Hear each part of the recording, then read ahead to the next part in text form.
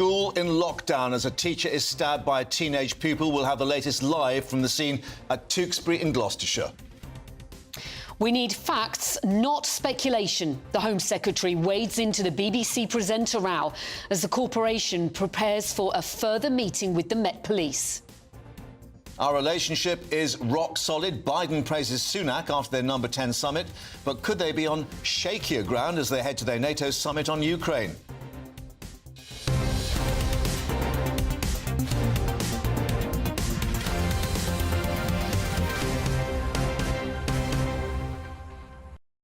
Also on the live desk, airport chaos as it's revealed that EasyJet is axing 1,700 flights across July, August and September.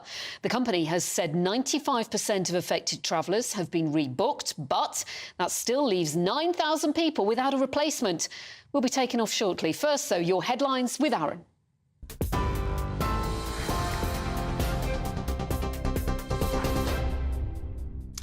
Good afternoon. It's a minute past 12. I'm Aaron Armstrong in the GB newsroom. A teenage boy has been arrested following reports a pupil stabbed a teacher at Tewkesbury School. The school was put into lockdown as police responded to the incident this morning. Gloucestershire police say an adult has been taken to hospital with suspected stab wounds. Joe Biden says the UK's relationship with the United States is rock solid. The US president met Rishi Sunak for talks at Downing Street ahead of a planned meeting with the King at Windsor Castle. It comes amid tensions over the US decision to send cluster bombs to Ukraine, and the leaders have differing views over Ukraine's ambitions to join NATO. However, meeting in the garden of number 10, the leaders spoke of their close relationship. It's great to have you here. Back in Downing Street. I think you've been here a few times before, I know, but your first time as president, so we're very privileged and fortunate to have you here. Thanks for coming. Couldn't be meeting with a closer friend and a greater ally, and our relationship is rock solid. The BBC is due to meet the police later to discuss claims one of its male presenters paid a 17-year-old for sexually explicit images. The corporation yesterday announced it had suspended the unnamed star following the allegations, almost 2 months after a first complaint was made by the alleged victim's family. The BBC says allegations of a different nature came to light last week. The Justice Secretary Alex Chalk told GB News the broadcaster must hold an urgent investigation. These are really serious and really concerning allegations, and they need to be investigated quickly. Now, in the fullness of time, maybe there will be a consideration as to how this was dealt with. I think the important thing now, however, is that these matters are investigated, whether that's within the BBC, but also potentially by the police, if indeed that's what the police decide to do. Now, the Kremlin says the Russian President Vladimir Putin met the head of the Wagner Group 5 days after the short-lived rebellion. A spokesman for the Kremlin, Dmitry Peskov, says the meeting with Evgeny Prigozhin on the 29th of June lasted for 3 hours. President Putin invited 35 people to the meeting, including unit commanders from the Wagner Group, excuse me, who told him they were his soldiers and would continue to fight for him. Shareholders in Thames Water have agreed to provide a further £750 million in funding as they try to stave off nationalisation. The utility giant, though, is warning another £2.5 billion will be needed by 2030 as it struggles under a mountain of debt. The latest funding deal comes amid government contingency plans to take control of the firm if it collapses. Thames Water is the biggest UK supplier, serving 15 million households across the southeast. Thousands of holidaymakers are facing disruption this summer after EasyJet cancelled around 1,700 flights, blaming air traffic control delays in Europe. Most of the cancelled flights are from Gatwick Airport. The airline says 95% of affected passengers have been booked onto alternative flights. Air traffic controllers in Europe have threatened to walk out over the next 6 months, but have yet to confirm dates. Labour's promising to create up to 4 million jobs and reduce household bills, with plans it says will benefit tradespeople across the country. Labour claims its National Warm Homes Plan to provide better insulation for 19 million households will reduce energy bills by up to £500 a year. The aim is to create long-term, highly paid jobs for skilled workers. The Shadow Financial Secretary to the Treasury, James Murray, told GB News the retrofitting plans will save people money and will create jobs. Really important thing about doing this insulation programme, this retrofit programme, is that firstly it saves people money. It brings down the average household bill by £500, by up to £500 permanently. You know, that's an investment to make sure those bills come down. But it also creates jobs. It creates job opportunities for up to 4 million people across the country. You know, people with skills such as roofers, glaziers, plumbers, mechanics, and so on. And so it helps with the economic growth that we've been so sorely lacking for the last 13 years. The government claims significant progress has been made in providing better support for rape victims, but campaigners claim it's too early to tell.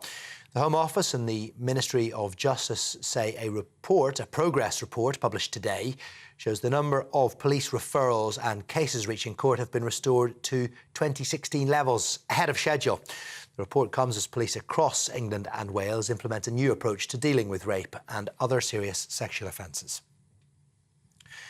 Well, this is GB News. We'll bring you more as it happens. But now it is over to Mark and Pip.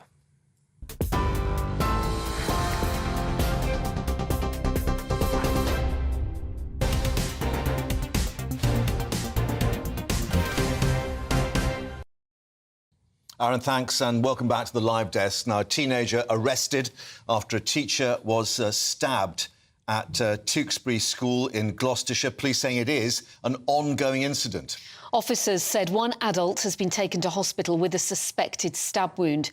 Tewkesbury School in Ashchurch Road and a neighbouring primary have both been placed in lockdown. The school's head teacher said in a statement that they appreciate this morning's been a worrying time for all associated with the school. We're writing to reassure you that all pupils remain safe and well. Our Home and Security editor Mark White joins us in the studio with the very latest. Mark, we understand the school then is going to remain in lockdown. Well, I think when that statement came out from the head teacher, it was just after this teenage boy had been arrested in connection with this stabbing, so probably half an hour or so ago. So the very latest, we've not been told that the lockdown has been lifted, but given that someone is in custody now, I can't imagine that it would be too much longer before those restrictions on this school and a couple of neighbouring schools that are in what is effectively a sort of school campus type area in this part of Tewkesbury and Ashchurch Road before that is actually lifted. Yeah, a bit more coming in from South Western Ambulance Service. They say they were called at 9:08, sent 2 ambulances, 2 operations officers, and they've taken 1 patient, they said, to Gloucester Royal Hospital. Now, separately, we're told a male teacher requiring hospital treatment after this incident, but we don't know yet how badly he's hurt. No, we are awaiting an update from the authorities, from the emergency services on just how badly this teacher has been injured. A bit more of that statement from Kathleen McGillicuddy, who is the McGillicuddy, I should say, who is the head teacher at Tewkesbury Academy. She said, we're writing to reassure you that all pupils remain safe and well. We were alerted, she says, shortly before 9 a.m. this morning to reports of a serious incident which left a male member of staff in need of hospital treatment. She went on to say the school was locked down and police were called immediately when we became aware of this incident. We have since been taking advice from the police on when and how to share updates with you. She says then, in the last few minutes, police have arrested a teenage boy in connection with the incident.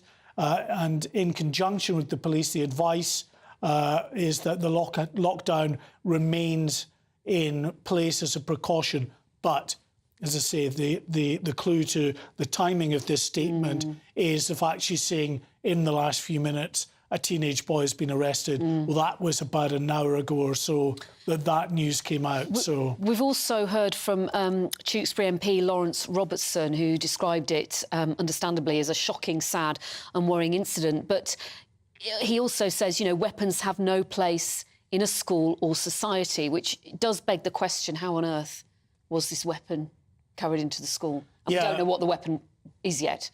Well, they're talking about a stabbing injury, so we assume a knife of some sort. But That will form the investigation in the hours ahead. A central plank of that is where this teacher was stabbed, how this weapon was brought into school, if it was indeed inside the school premises as such. Yeah. Indication of the operation then to tackle this. We're told there were 6 unmarked police vehicles that arrived, including what's believed to be an armed unit. Clearly, at that stage, they wouldn't have known, as they describe in an incident, what sort of weapon was used. And, of course, 100 people, presumably the mums and dads outside the school, trying to find out what's going on as well. Yeah, I mean, you're always going to get a significant police response to reports of a serious incident like this unfolding on school premises, and armed response officers would be part of that deployment, especially as the initial reports, according to Gloucestershire Constabulary, they say that the 999 reports were that a pupil had stabbed a teacher, so clearly there would be an armed response element to that. Yeah, and we use that phrase lockdown, which we've heard previously in America, but it does seem now that there is this approach that with these incidents, they make sure that the children are safely within a classroom, and that was true for the primary school adjoining this. Yeah, I mean, these incidents are thankfully still relatively rare in terms of a stabbing within school premises, but we've learned lessons from what's happened in the United States. There, of course, it mainly involves gun crime, but we have a significant knife crime problem in this country, particularly, but not, just involving these larger centres of population. It's not confined just to the big cities. There is a knife crime problem in many communities across the UK, and sadly, people do take knives to school as well in some instances. That's why you've seen the likes of checks and even the introduction of metal detector type situation in some schools in London. Many people, though, would associate knife crime with, the urban areas, the big cities. Tewkesbury is nothing like that, is it? It's quite a quiet place. Well, yeah, but that's what I was saying. Knife crime, it's a massive issue in urban centres of population, but it's not just confined to these big cities. It's in many communities right across the country where, sadly, people in an argument now resort to taking knives with them to settle those arguments. And we see the result of that. Quite what the motivation for this particular incident is, we don't know. We don't know, for instance, whether this teenager is a pupil at the school, was a pupil at the school, or is unconnected with the school. Yep. All that will come out in the fullness of time. But clearly worrying situation for the pupils. That statement does, though, at least put minds to rest in the sense that all pupils are safe. Yeah. Mark, thank you for that. Latest we're getting, the ambulances have left the scene. As we're saying, one adult being treated in a hospital. We don't know yet how badly he's been injured, but we'll update you as we get more on that. Now, the Home Secretary, Suella Braverman, calling for facts, not speculation, as the BBC continues to investigate allegations that a male presenter paid a teenager tens of thousands of pounds for sexually explicit images. The corporation will meet with the Met Police later after initially making contact yesterday. Let's cross to New Broadcasting House to get the latest from our national reporter, Paul Hawkins. I imagine, Paul, there are lots of journalists waiting outside the BBC this lunchtime, hoping to spot the Director-General, Tim Davie. Has there been any sighting of him? You're absolutely right, Pip, and no, there isn't. There's a whole bank of cameras to my right with various broadcasters. Big interest in this story, given it is the BBC, and of course the presenter, who will remain unnamed, is described as a household name. So big interest in this, and frankly, there's a vacuum here with actual verified evidence. We have allegations made in a national newspaper, but little evidence provided to back up those allegations. The BBC at the moment saying it takes this extremely seriously. It's trying to establish the facts, and in that vacuum, of course, fills speculation. Most top of the list, of course, of questions is who is the presenter. Lots of rumours swirling around on social media, and lots of false accusations made at a number of BBC stars, including BBC Radio 2's Jeremy Vine. He's been talking about it this morning, and also BBC Radio 5 Live's Nikki Campbell. This is what he had to say about being falsely accused on social media of being the presenter in question. But it was a distressing weekend. I can't deny it, for me and others falsely named. Today, I'm having further conversations with the police in terms of malicious communication and with lawyers in terms of defamation.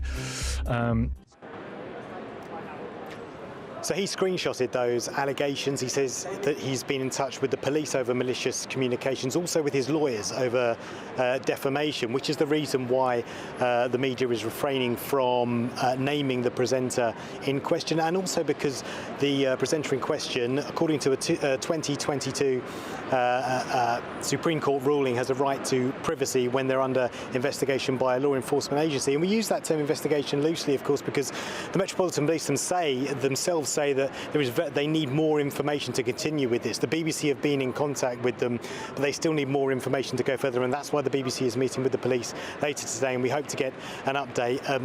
Bear in mind as well, the Director General, Tim Davie, will be speaking to the media tomorrow. He was due to speak to them anyway about the publication of the BBC's annual statement, but one thinks that questions will be about this more so than that statement. Yeah, and a lot of people asking the question, why has the individual not been identified as yet? I mean, clearly there's the law of defamation, but also, as you said, this privacy issue, which came into play, of course, after the BBC's reporting on the Cliff Richard raid, effectively, on his property. And subsequently, the privacy clauses were brought in. Yeah, absolutely. Yeah, that's the reason why we had this Supreme Court ruling last year that anyone under investigation by a law enforcement agency has the right to privacy until they are charged, and that is why we are refraining from naming them. And in addition to that as well, of course, defamation. And really, there's very few facts at the moment. We have the allegations in the newspaper. It seems, reading the article, that there is no evidence. There are allegations from the family, but yeah, the BBC are trying to establish the facts, and we hope to learn something more about this later today. Paul Hawkins, thank you very much for that update. We can now speak to media lawyer Jonathan Code. Jonathan, good to see you on GB News this lunchtime. Where do you see that this leaves the BBC at the moment? Because there are calls from the Justice Secretary today for a review of the corporation's handling of the claims. He says that review might very well need to be carried out. Well, the BBC is in a very difficult position. They're kind of damned if they do and damned if they don't. Your excellent reporter is absolutely right that there are two issues. There's a case called Sikri, which was the Manchester bombing alleged perpetrator, and that was a decision that someone who's the subject of serious allegations is entitled to privacy in them until there's a proper police charge and or arrest, and the defamation risk as well. Now, those two risks not only confront Fleet Street, but they also confront the BBC. So from a PR perspective, obviously what they want to do is say, right, we're cooperating with the police, we've suspended X, and therefore, in a very public way, they are doing what the people want them to do, which is, so to speak, to come clean. But they can't. They absolutely cannot do that.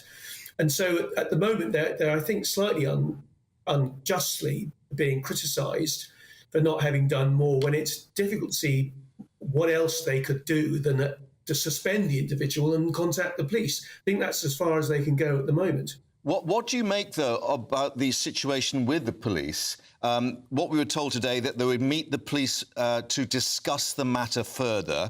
The Met Police yesterday said there'd been no formal referral or allegation made. But clearly, if there is a suspicion of a criminal act having been taken out, shouldn't the police be, out of the blocks and investigating pretty quickly? Well, absolutely. I mean, it's difficult to imagine a more serious or vile apparent offence. Yeah. And nor can you imagine it being any higher profile than already is. So, and of course, the poor BBC, they've got Jimmy Savile, they've got Rolf Harris. They've got these nightmares in the past which still haunt them. But they, I'm sure, are as keen as anyone else to get the police properly on board, not least because if the police arrest this individual and charge him, then at that point, the law makes it clear that the BBC and everyone else in Fleet Street, who I'm sure Fleet Street knows who this individual is, then at that point it can be reported. And all these unfortunate BBC presenters who are the subject of vile online abuse will finally be able to make it clear that they're not the perpetrator. And Jonathan, just explain to me and to our viewers, as a media lawyer, this whole area about privacy and of naming the individual. We know over the weekend there was Nicky Campbell, there was Jeremy Vine, there was Rylan, all coming out and saying it's not me. Because so many other people have been wrongly associated with this, is that any sort of justification for the individual it does concern to be named? There's a very strong argument along those lines, and that indeed is one of the arguments that the press has made in the past. While there's speculation about who this person is and while we don't know who it is, then lots of innocent people are going to be subject to these allegations. It is a very strong argument. The argument against it is that it's possible that these allegations are completely false. Just as, for example, Christopher Jeffries, who was the Clifton College schoolmaster who was effectively accused by Fleet Street of murdering it. Well, I remember particularly well because Christopher Jeffries taught me English. I was at Clifton College. Right. Now, his life was ruined by him wrongly being named, inverted commas, by Fleet Street as having murdered someone in the block of flats where he lives. So there is that other danger as well. This is such a difficult area of law that it's very difficult to strike the balance. My own view is that a sensible watershed is when the police have looked at the evidence, they've decided there's enough evidence to charge, and they go that formal step. At that point, then it's appropriate for the public to know. But as I say, there are plenty of respectable views that are different. Jonathan, thank you very much indeed for that. Coming up, President Biden says the UK-US relationship is rock solid, but could it be on shakier ground as they head to the NATO conference? We'll have the latest for you from Number 10. We'll see you. That warm feeling inside. From Boxed Boilers, proud sponsors of weather on GB News. Alex Deacon here with your latest weather update from the Met Office for GB News. A wet one for many today. That rain pretty heavy in places as well. Some brighter skies across the southeast, but elsewhere a lot of cloud, an area of low pressure anchored to the west, and weather fronts pushing in across the country, already bringing outbreaks of rain across much of Wales and Northern Ireland, and that will continue to spread northwards into Scotland. Some heavy downpours likely, especially later in Northern Ireland. That could cause some disruption. A few showers over the Midlands into northeastern England, but much of East Anglia and the southeast will stay dry. Not too many showers this afternoon over South Wales and southwest England. If it brightens up, we could see temperatures into the mid-20s maybe across the southeast, but mostly we're looking at 20 or 21 at best. And feeling cooler with the rain. As I said, some very heavy rain for a time across Northern Ireland and potentially southwest Scotland. And then we see some further pulses of rain coming into the Midlands, eastern and southern England through the night. So all in all, a pretty wet night. Temperatures likely to hold up in the teens. Quite a warm night across the southeast, 16 or 17 the low here. Tuesday starts dull and damp then for East Anglia, much of southern England. That rain slowly petering out. Lots of showers further north, and those showers again likely to get pretty heavy. Some intense downpours likely across Scotland, especially through the course of the afternoon. Even some thunderstorms possible here. Again, most places on the cool side with temperatures high teens or low 20s at best. That warm feeling inside. From Boxed Boilers, proud sponsors of weather on GB News.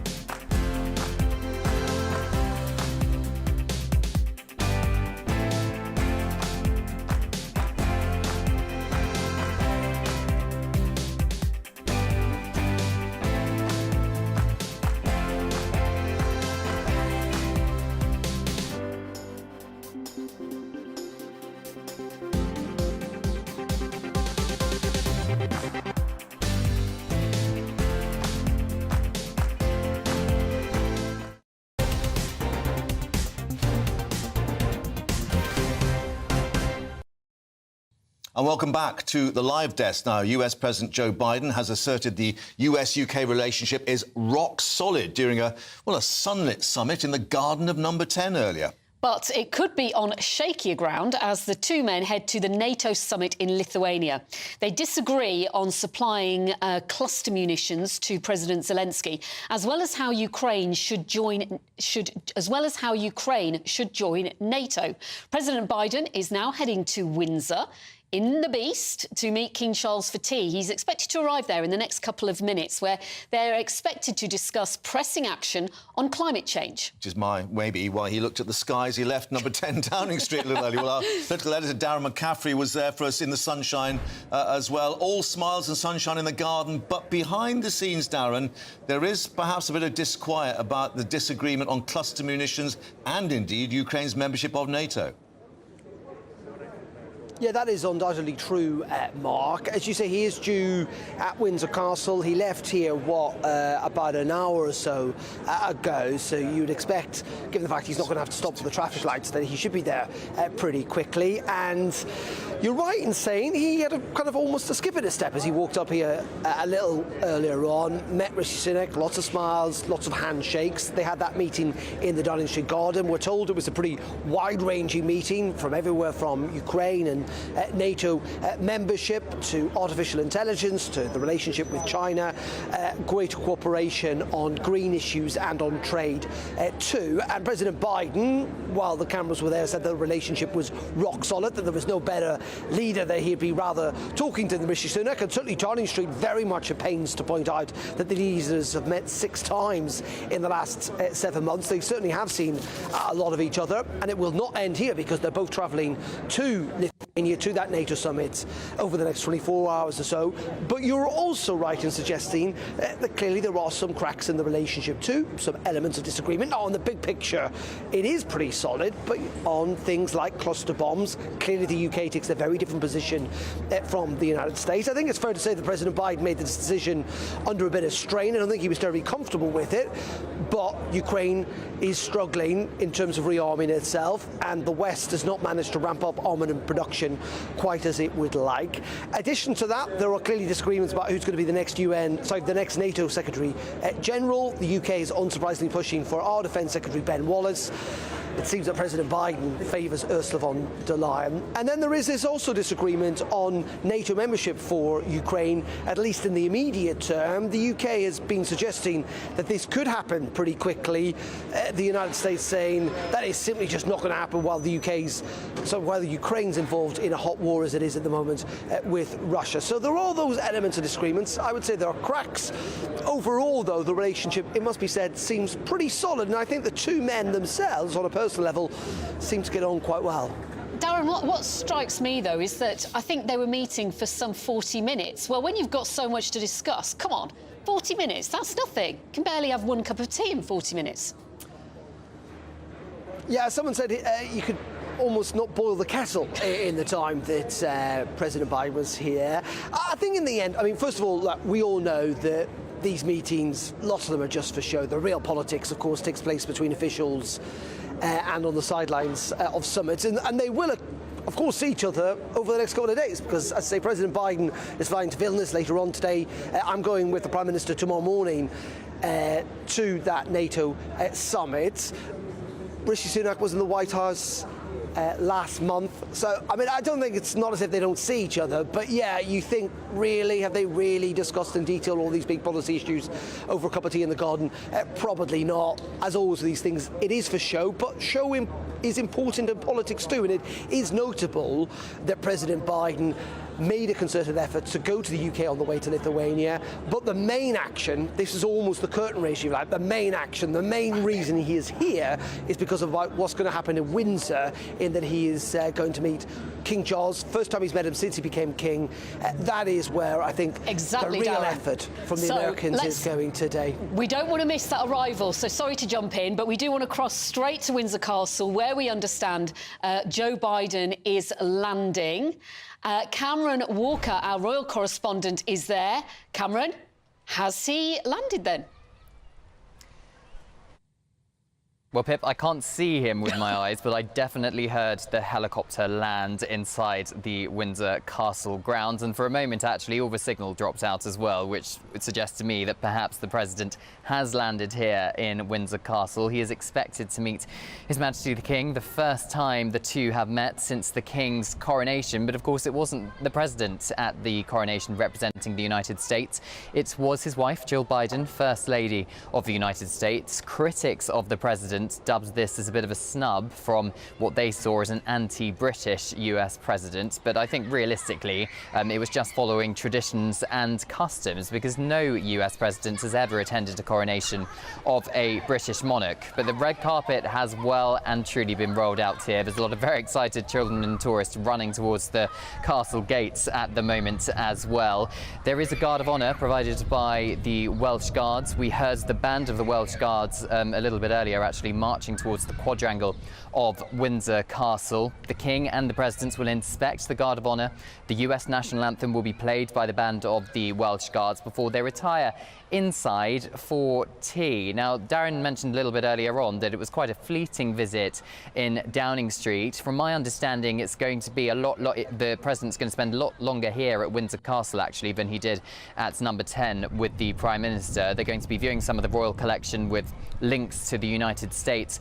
But perhaps more importantly for the King, at least, there is a special climate meeting going on inside Windsor Castle at the moment. Financial and philanthropic leaders from both the UK and the United States have gathered in Windsor Castle this morning, part of a climate finance mobilisation forum strengthening commitments to climate action. And the King and the President are going to be hearing the conclusions of that meeting. There's expected to be a particular emphasis on helping developed nations deal with the challenges of climate change. And in the past, President Biden has expressed his admiration for King Charles for what he's done when he was Prince of Wales, championing climate change and action and environmental activism as well. They have met previously at the G7 Leaders Conference in 2021 in Cornwall and at COP26 in Glasgow as well. But it is, on the whole, just a very fleeting visit for President Biden here to the United Kingdom, because later on today he'll be getting on a plane and flying to Lithuania even for the NATO summit. Cameron, as the kettle boils in Windsor Castle, thanks for that. Back to you a little later. But let's get an update now on all the news headlines. Aaron's waiting for us.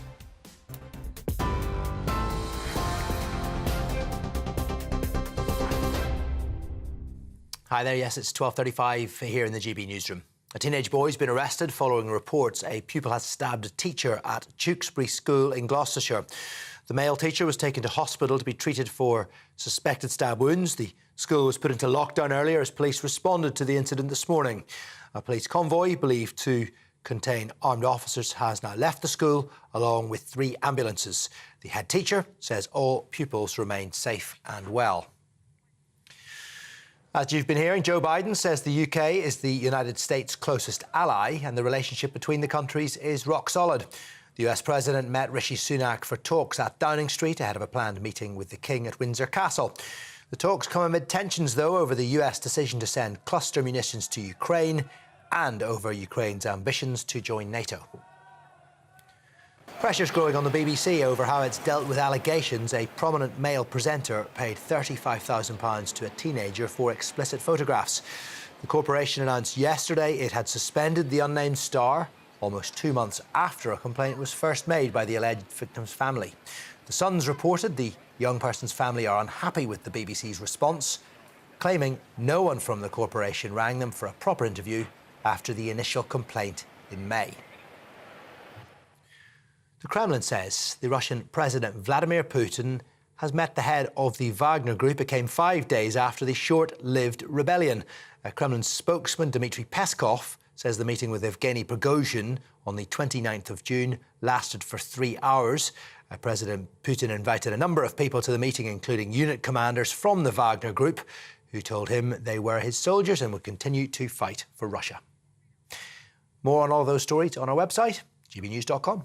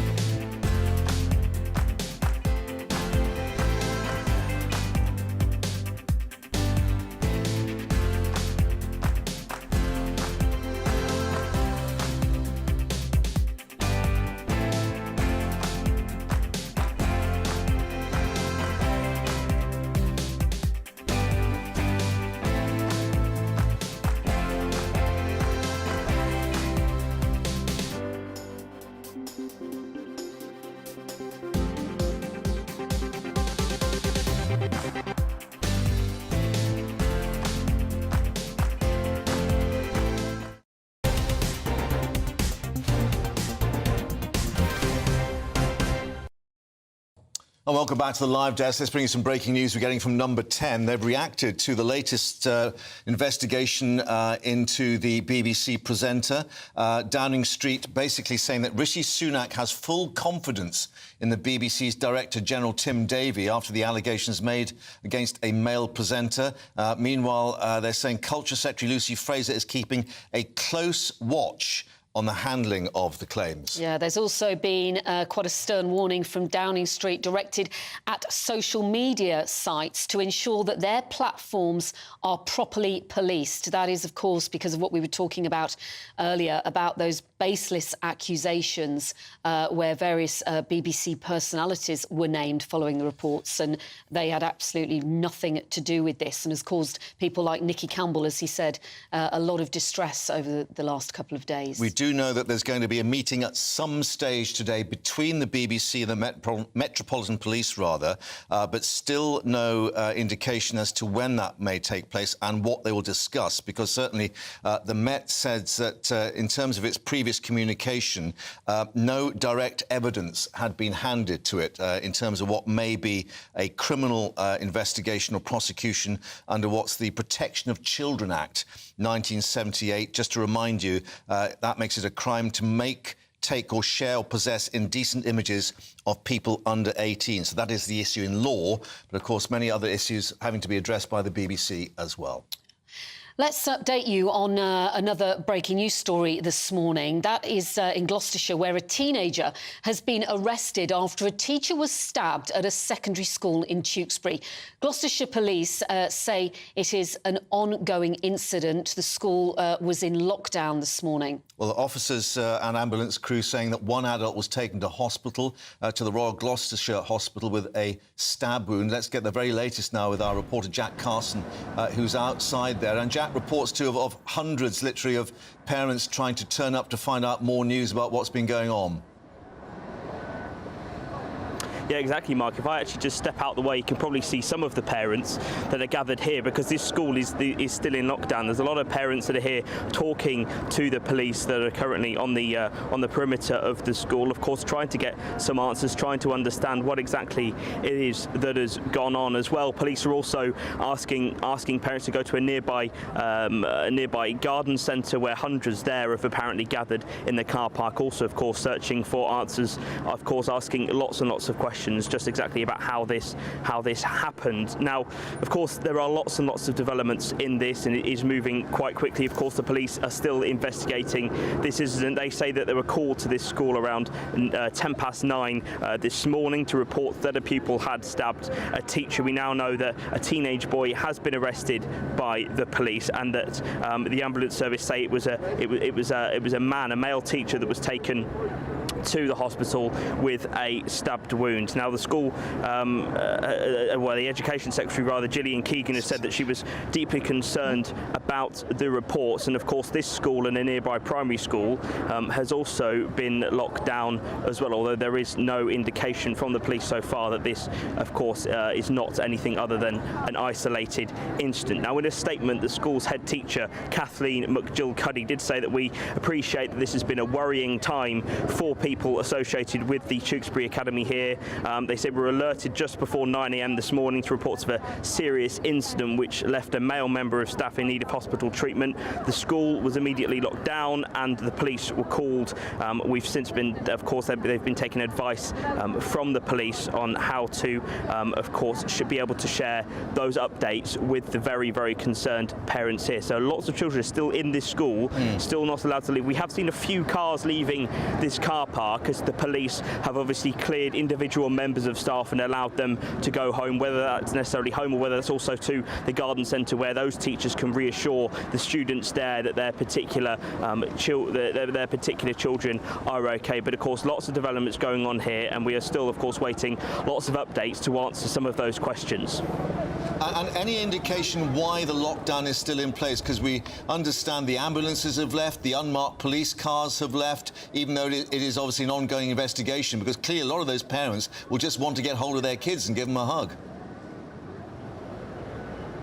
Yeah, that's exactly right, Mike. That's exactly. Lots of people, of course, worried, but of course, from the police's point of view, there's been no word as to why that lockdown is still in place. We are still waiting for confirmation of June. It's unclear what exactly is going on inside the school now from a police point of view, whether it is going from classroom to classroom, of course, searching to make sure that this is just one individual pupil that has done this morning, and that there are no other indications from the police's point of view that something serious could well happen if, of course, they do let those children go and come back to the parents.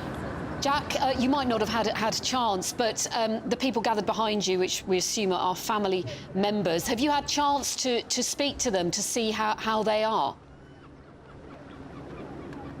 I haven't just quite yet. I certainly will do a little bit later on this afternoon. But from overhearing conversations as I arrived here, of course, lots of concern from the parents, but also, of course, talking about how it is that they came to receive what sounds like was an email to them, alerting them of this situation at this school that was sent out this morning when that school went into lockdown. And of course, lots of people waiting here anxiously, talking to the police, wondering when they can get hold of their children.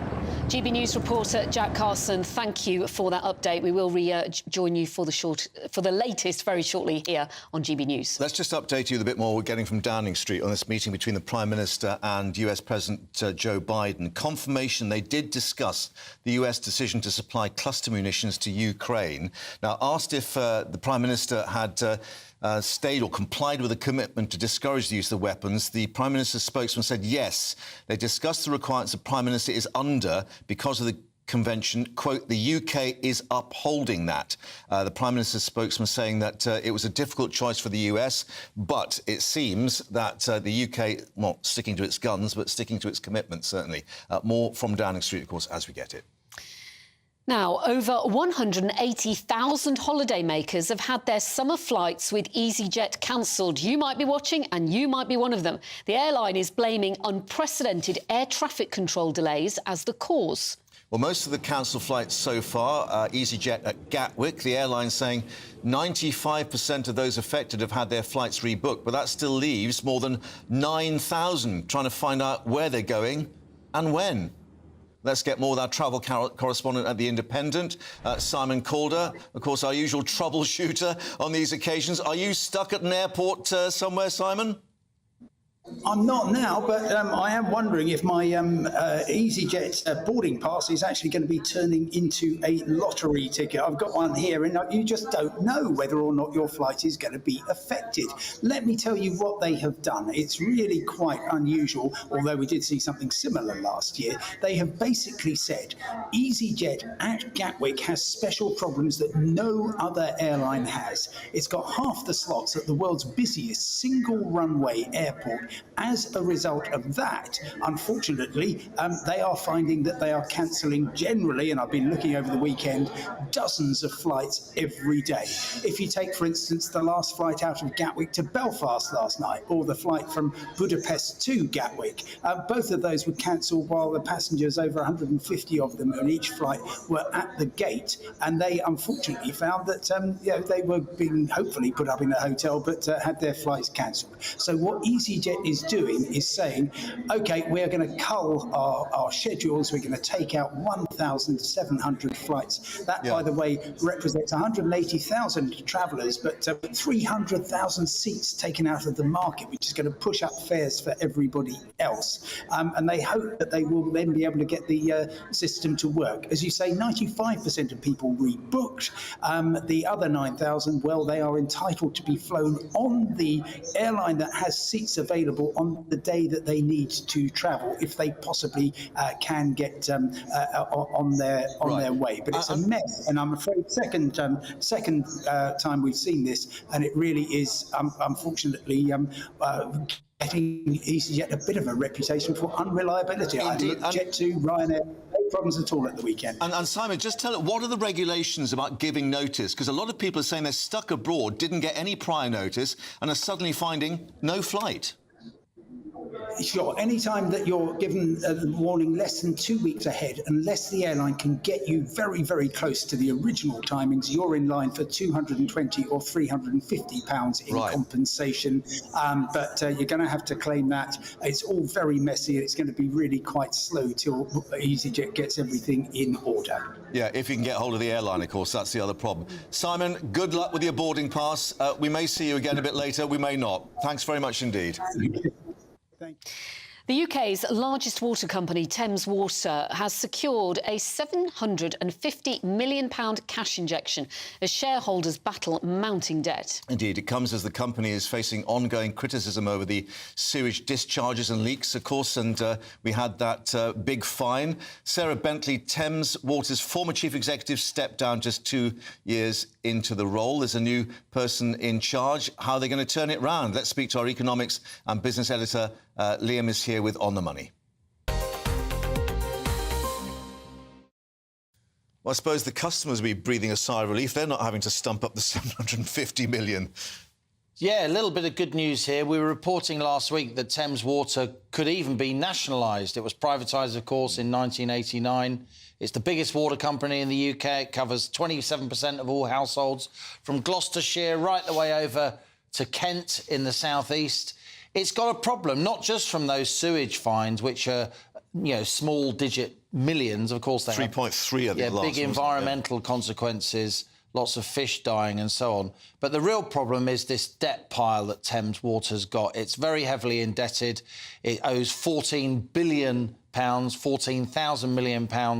The shareholders are literally the likes of the government of UAE, the government of China, Canadian pension funds, our own universities' pension fund.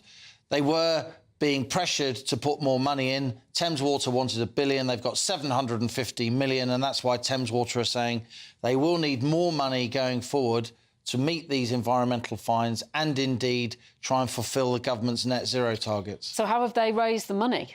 They've raised the money because shareholders put money in. It's called a cash call. And that means that the shareholders protect the amount of the company that they own. But look, the government says it's standing by to nationalise this company if it needs it. Obviously, the shareholders don't want that because they'd lose their investments. But the shareholders are insisting they have got enough money to go forward. And do we know how much of that is to pay off the debt and servicing the debt rather than make improvements to the water system and keep things going properly? It depends what happens on interest rates. About half of Thames Water's £14 billion debt pile is what we call index linked. So it's linked to inflation. As inflation goes up, they have to pay more in debt service. So it may be that a lot of that 750 million quid big money goes on debt service.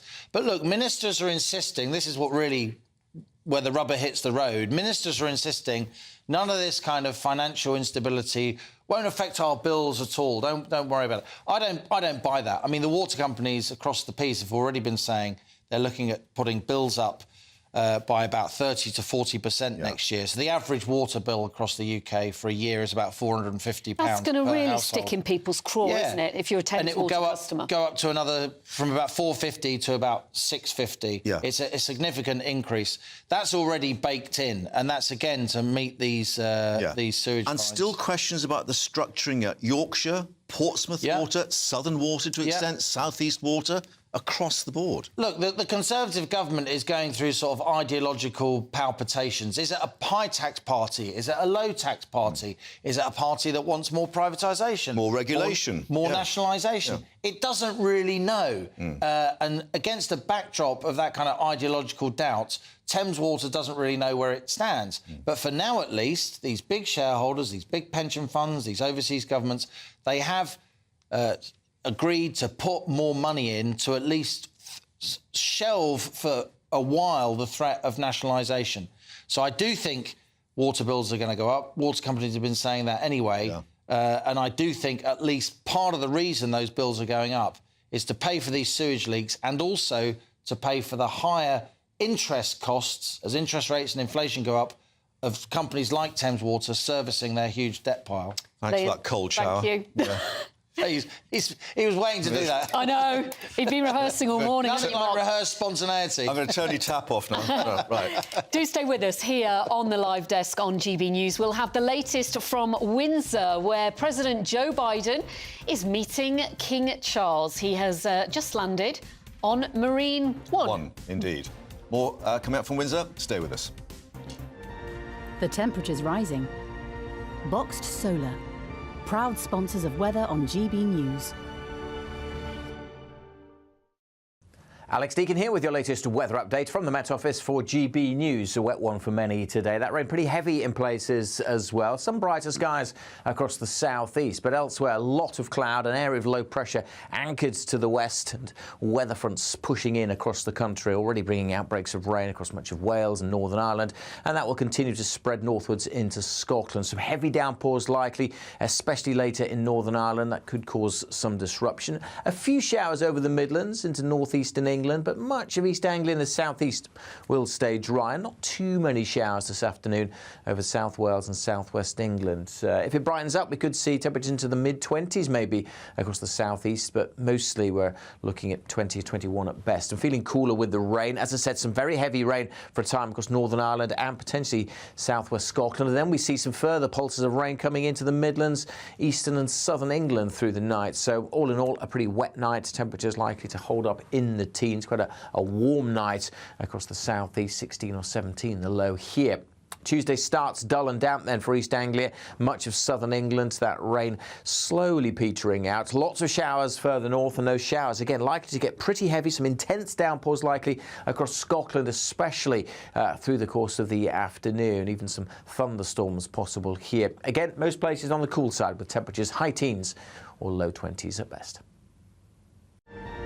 The temperature's rising. Boxed Solar, proud sponsors of weather on GB News.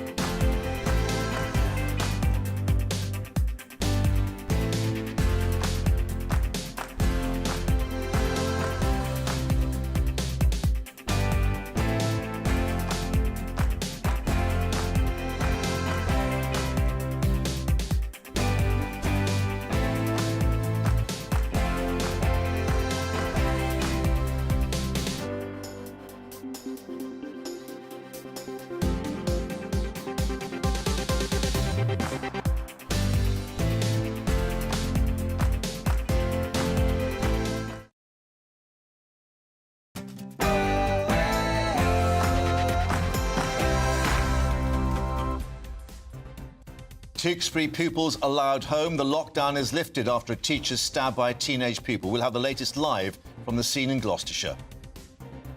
We need facts, not speculation. The Home Secretary wades into the BBC presenter row as the corporation prepares for a further meeting with the Met Police. Tread carefully. Sunak warns Biden over cluster munitions as the president now meets the king for a cup of tea at Windsor. We're live at the castle.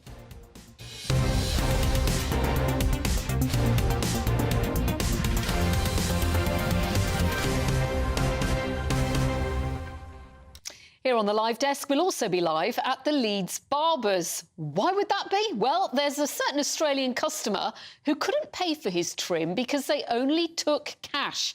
Stay with us to find out why that Australian's weekend really didn't get any better. Now over to Aaron for the news.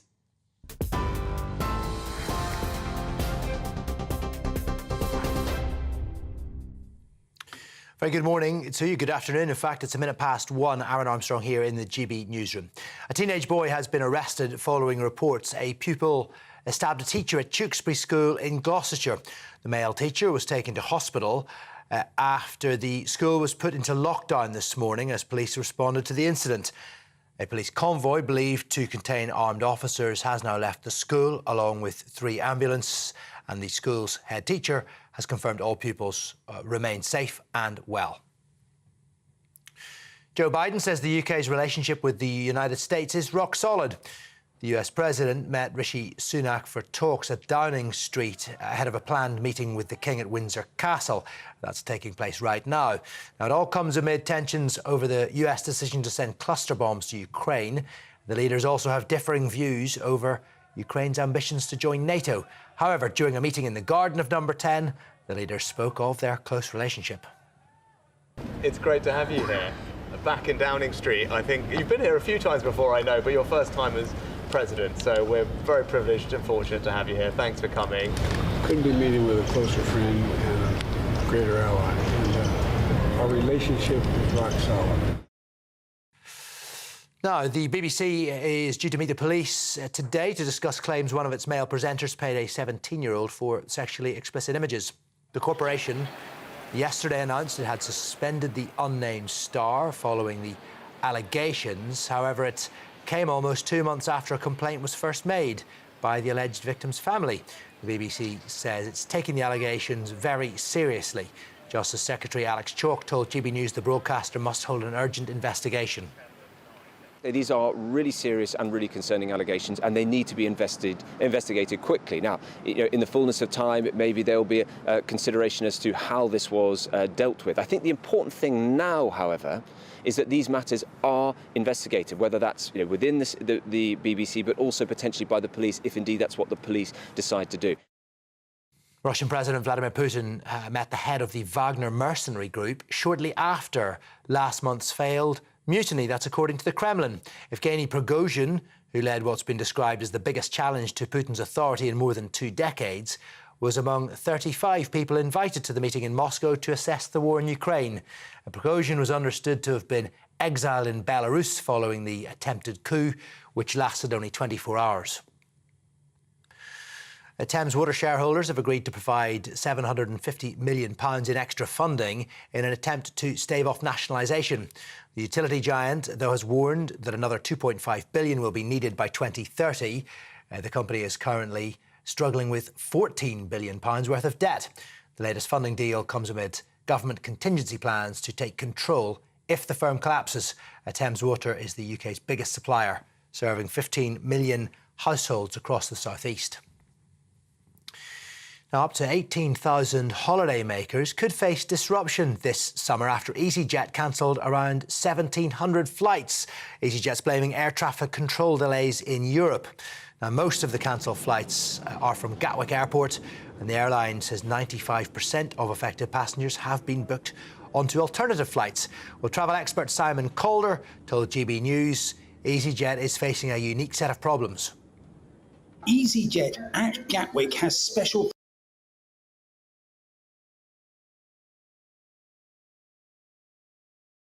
Well, we will bring you that from Simon Calder a little later this afternoon. Meanwhile, Labour is promising to create up to 4 million jobs and to reduce household bills. In plans it says will benefit millions of tradespeople across the country. Labour claims its National Warm Homes Plan to provide better insulation for 19 million households will also reduce energy bills by up to £500 a year. The aim is to create long-term, highly paid jobs for skilled workers. The Shadow Financial Secretary to the Treasury, James Murray, told GB News the plans will achieve both ambitions. Really important thing about doing this insulation programme, this retrofit programme, is that firstly it saves people money. It brings down the average household bill by £500, by up to £500 permanently. You know, that's an investment to make sure those bills come down. But it also creates jobs. It creates job opportunities for up to 4 million people across the country. You know, people with skills such as roofers, glaziers, plumbers, mechanics, and so on. And so it helps with the economic growth that we've been so sorely lacking for the last 13 years. That's it for the moment from me. We'll bring you more as it happens here on GB News. But now it's back to Mark and Pip.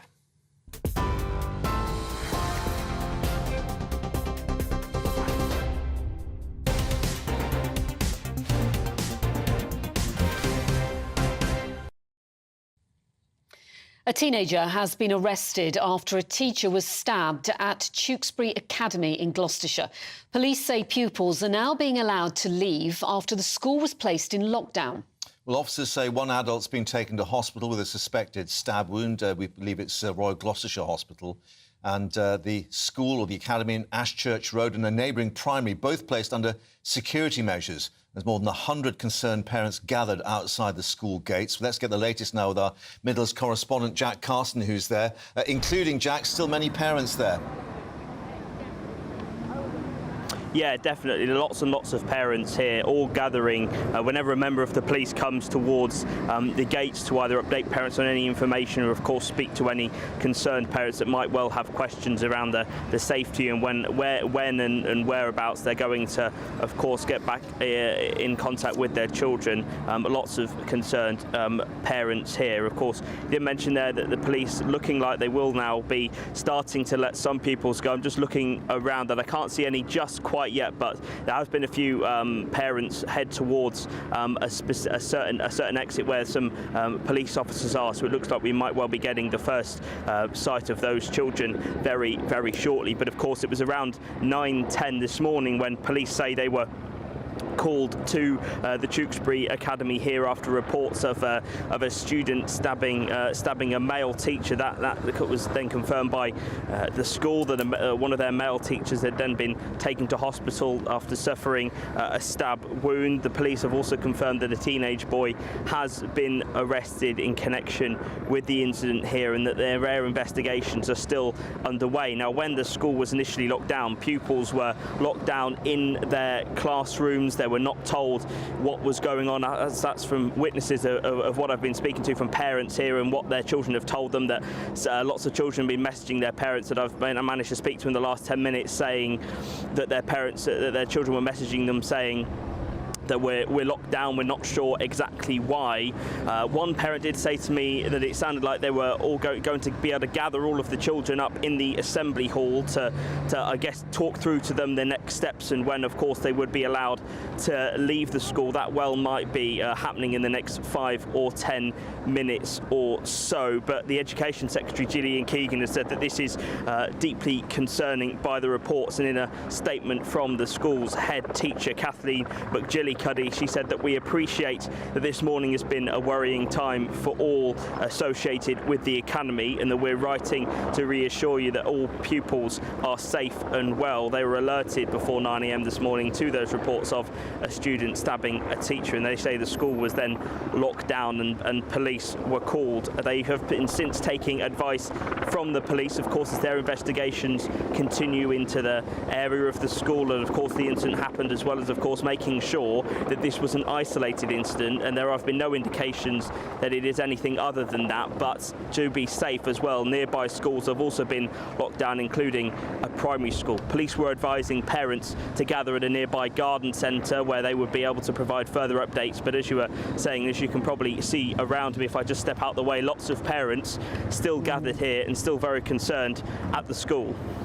Jack, thanks very much indeed for updating us there outside the school gates. Let's just bring you some breaking news we're getting from Manchester Crown Court. The jury in the murder trial of the nurse Lucy Letby has now been sent out to start its deliberations. She is, of course, accused of the murder of 7 babies, the attempted murder of another 10 between 2015 and 16 at the Countess of Chester Hospital neonatal unit. Denies all charges. We'll update you as we get more from the court. Yeah, Lucy Letby, she's 33 years old, originally from Hereford, and the judge, Mr Justice James Goss, had previously told the jury to approach their deliberations in a fair, calm, objective and analytical way. As Mark says, we will bring you the latest on that if we get it.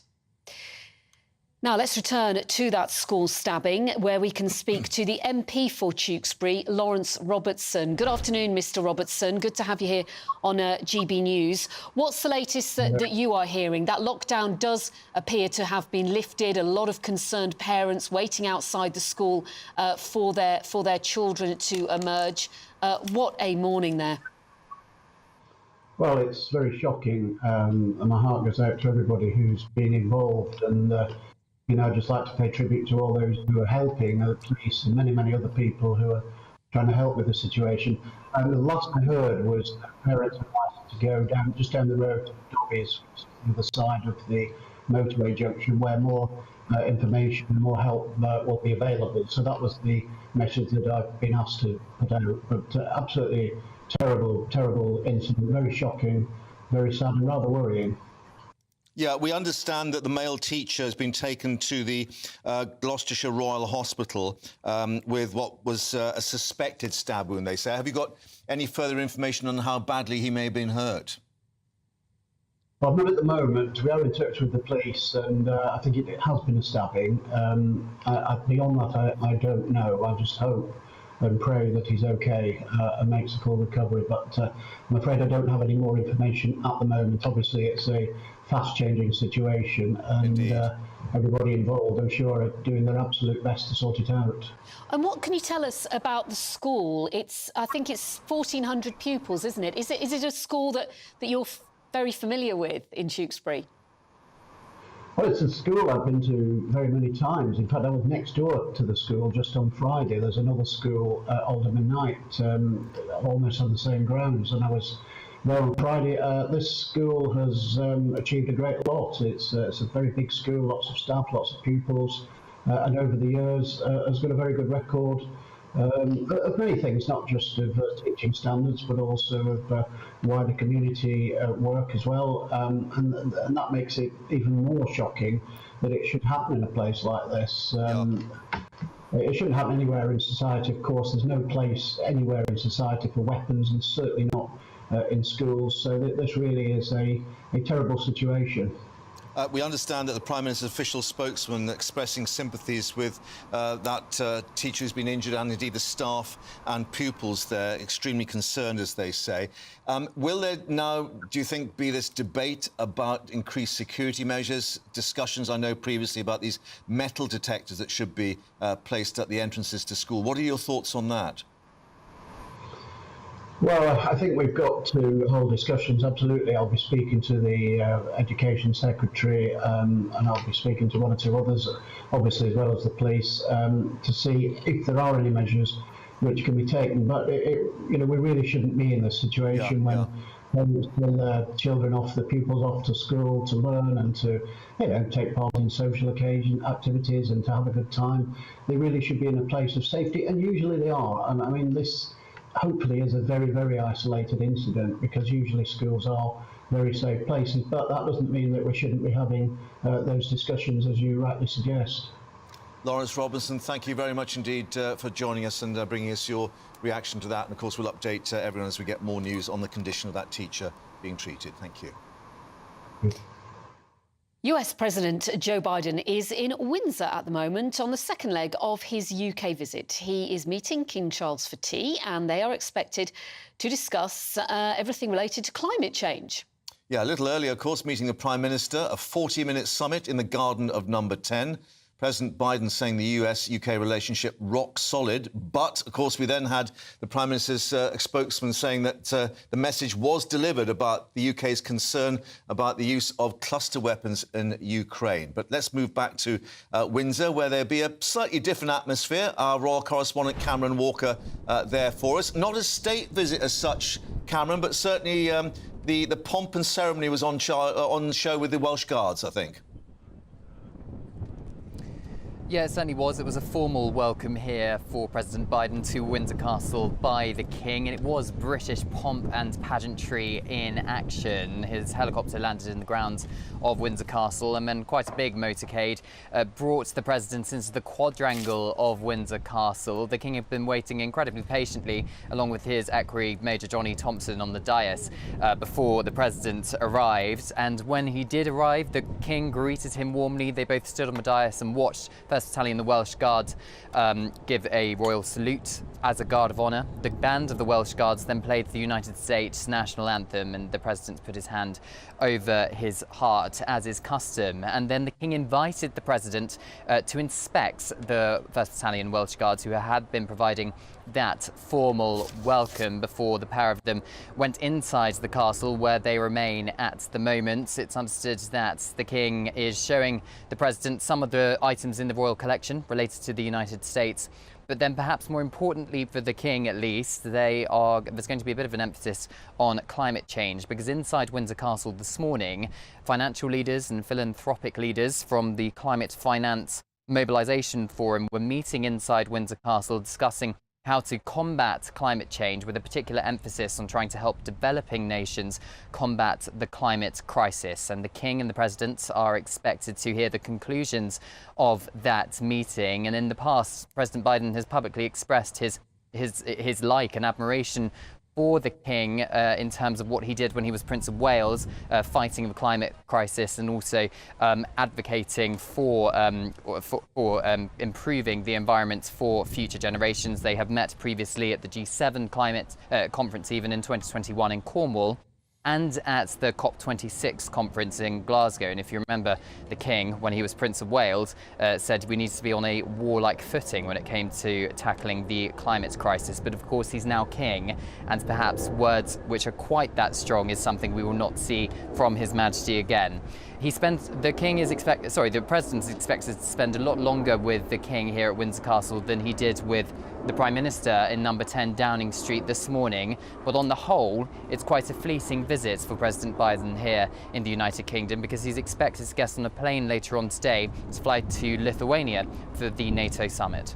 Cameron, a fleeting visit, you say, but actually some people might be surprised to hear it's actually President Biden's 5th visit to the UK, which is more than President Trump or even President Reagan. Yeah, it certainly is, and I think the US special relationship, as the Prime Minister was alluding to this morning, is still pretty strong with the United Kingdom. And I think when it comes to the royals' involvement in all of that, of course, royals have this incredible power of soft diplomacy in action. And of course, President Biden came to London before the Queen Elizabeth II's funeral. There was a heads of state reception inside Buckingham Palace on the eve of that funeral, and the President and First Lady Jill Biden attended that, and indeed the state funeral of Queen Elizabeth II inside Westminster Abbey as well. So the relationship is still very much strong here. But the King is clearly above politics, and it tends to be, for a welcome such as this and the meetings going on inside Windsor Castle, all about soft diplomacy rather than any hard graft political meetings, as it were. It's kind of softening the relationship between the politicians of both nations. Cameron Walker at Windsor Castle, thank you so much. And it does remind you, Mark, actually, doesn't it, that time at Windsor Castle with the Queen when President Trump, there was a bit of a misstep. Do you remember that? I don't think we had the same from President Biden today. No, certainly the protocol will be observed today. But talking about the hard politics, of course, that has taken place at number 10 a little earlier. Let's bring in Darren McCaffrey, who's still in Downing Street for us, because, Darren, we got confirmation from the Prime Minister's spokesman that this issue of cluster munitions was discussed, and certainly the UK sticking to its position. So maybe a little difficult moment there, even in the sunshine of the garden in number 10. Yeah, indeed. I think it's fair to say there is discomfort here in Downing Street about the use of cluster bombs. Clearly, the UK, along with lots of NATO allies, have signed up to effectively have them banned. And now we've got the United States offering them to Ukraine to try and give them a bit more heave, if you like, in this counter-offensive that has become massively bogged down in eastern Ukraine. Now, why is the United States doing that? Well, as President Biden alluded to in an interview with CNN yesterday, frankly, Ukraine is running out of ammunition, and to a degree, so is the West. And, the supply of weapons has been quite a large one to Ukraine, but it cannot just simply be an endless supply. And I think that element of discomfort is also, must be frankly shared by the White House. I don't think they're doing this because they want to. They're doing this rather because they have to. Yeah. But this is a public disagreement. The Prime Minister made it clear at the weekend that is a path the UK does not support, and certainly a path the UK would never go down. Indeed, the signatories, 123 countries, just seen the cluster weapons, of course, being deployed, the danger, of course, being to civilians. But the other issue then, of course, is Ukraine's position within NATO. Number 10, again, taking time to try and play down reports that there's a split between the UK and US on when and how Ukraine should join NATO. Yeah, and in some degrees, this is a bit of a moot point because it's simply just not going to happen. It is the bottom line. And the reason I say it's not going to happen is because, Sweden, for example, is part of the accession process to joining NATO, and it's got bogged down with disagreements with President Erdogan of Turkey and Viktor Orban of Hungary, who seem determined to prevent it from happening at this summit. And I think there was a hope, potentially even an expectation, that Sweden might be able to finally cross the line at that NATO summit in Lithuania. It might still happen, but listening to President Erdogan as he was getting on that plane doesn't sound like it is going to happen. So this idea that Ukraine is somehow going to join anytime soon, I think, is for the birds. In saying that, there is a bit of a subtle difference in this. While they both agree, the United States and the UK, that at some stage Ukraine should be allowed to join NATO, the United States making it clear that that is not going to happen while there's an active conflict, simply because that would drag, in theory at least, the rest of NATO into a war with Russia, a direct war, if you like. The UK, though, has been a big proponent of saying that Ukraine should be allowed to start that accession process as soon as possible. So there are cracks, undoubtedly, in all of this. Those we heard from Joe Biden today insisting that the relationship is rock solid, insisting that he likes dealing with Rishi Sunak. They have spent an awful lot of time together, as you say. They've met 6 times since Rishi Sunak became Prime Minister. I'm not entirely sure Joe Biden's met any other world leader quite as much, certainly the last year or so. But like all relationships, there are all these tensions, and clearly when it comes to NATO membership, when it comes to the NATO Secretary General, when it comes to cluster bombs, as I say, there are disagreements and discomfort on some of those issues. Darren, at number 10, thanks very much indeed. I still want to know what he was doing when he came out of number 10 and looked up at the sky. Well, what did he say there? Climate change. Climate change with the king, so he's got to make sure that, get the correct weather forecast. Do stay with us here on the live desk on GB News. When we come back, we will have the latest on the unnamed BBC presenter who is alleged to have paid money for sexually explicit pictures of a teenager. Stay with us. The temperature's rising. Boxed Solar, proud sponsors of weather on GB News. Alex Deakin here with your latest weather update from the Met Office for GB News. A wet one for many today. That rain pretty heavy in places as well. Some brighter skies across the southeast, but elsewhere a lot of cloud, an area of low pressure anchored to the west, and weather fronts pushing in across the country, already bringing outbreaks of rain across much of Wales and Northern Ireland, and that will continue to spread northwards into Scotland. Some heavy downpours likely, especially later in Northern Ireland. That could cause some disruption. A few showers over the Midlands into northeastern England, but much of East Anglia and the southeast will stay dry. Not too many showers this afternoon over South Wales and southwest England. If it brightens up, we could see temperatures into the mid-20s maybe across the southeast, but mostly we're looking at 20 or 21 at best. And feeling cooler with the rain. As I said, some very heavy rain for a time across Northern Ireland and potentially southwest Scotland. And then we see some further pulses of rain coming into the Midlands, eastern and southern England through the night. So all in all, a pretty wet night. Temperatures likely to hold up in the teens. Quite a warm night across the southeast, 16 or 17 the low here. Tuesday starts dull and damp then for East Anglia, much of southern England. That rain slowly petering out. Lots of showers further north, and those showers, again, likely to get pretty heavy. Some intense downpours likely across Scotland, especially through the course of the afternoon. Even some thunderstorms possible here. Again, most places on the cool side with temperatures high teens or low 20s at best. The temperature's rising. Boxed Solar, proud sponsors of weather on GB News.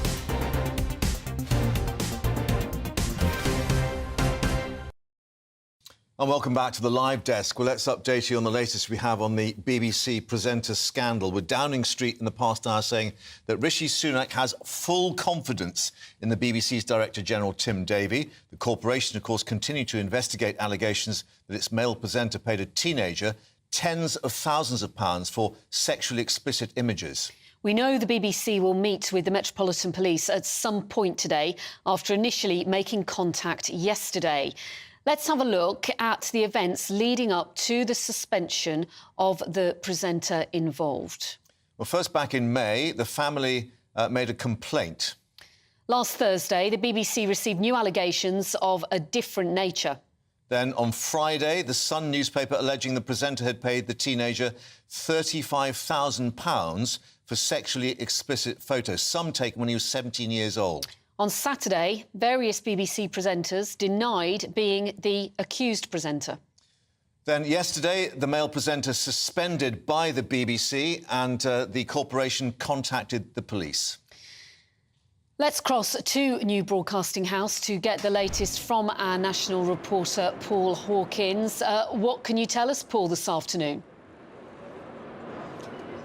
So the latest we have is that we're waiting for the outcome of this meeting that's taking place sometime today. We don't know where, we don't know when, and we don't know specifically who it involves between the BBC and the police. The BBC compelled to contact the police late last week, given that there is the potential for criminality, given the seriousness of these allegations, namely the possible the 1978 Protection of Children Act, which makes it explicitly illegal to take, make, share or possess indecent images of children under the age of 18. You cannot give consent for those images if you're under the age of 18, so potentially criminality is there, and that's why the BBC are meeting with the police today, who say that they need more information. They've been already made aware of these allegations, but they need more information to go further. So we're waiting for the outcome of that meeting, but in the absence of any proper established facts, we have these allegations made in the Sun newspaper, we have an unnamed BBC presenter, very few facts, lots of questions, a big vacuum into which fills a lot of speculation about who that presenter may be. And we saw over the weekend on social media the names of top BBC male presenters bandied about, many baseless accusations made that they were the unnamed presenter, including BBC Radio 5 Live's Nicky Campbell. He was talking about it on his show this morning. This is what he had to say. But it was a distressing weekend. I can't deny it, for me and others falsely named. Today, I'm having further conversations with the police in terms of malicious communication and with lawyers in terms of defamation. Yeah, so defamation, one of the reasons why a lot of journalists, and indeed really anyone who uses social media, which is a lot of us, we're all publishers now, need to be wary of making accusations that are baseless about certain individuals when we speak about these kind of stories. So defamation, one of the reasons why the presenter remains unnamed. Also the right to privacy. There was a 2022 court ruling made by the Supreme Court last year that ensures that anyone that is under investigation by law enforcement agencies has the right to privacy, and so that right is being respected certainly by the media at the moment. But the BBC under increasing pressure to produce some answers as to this.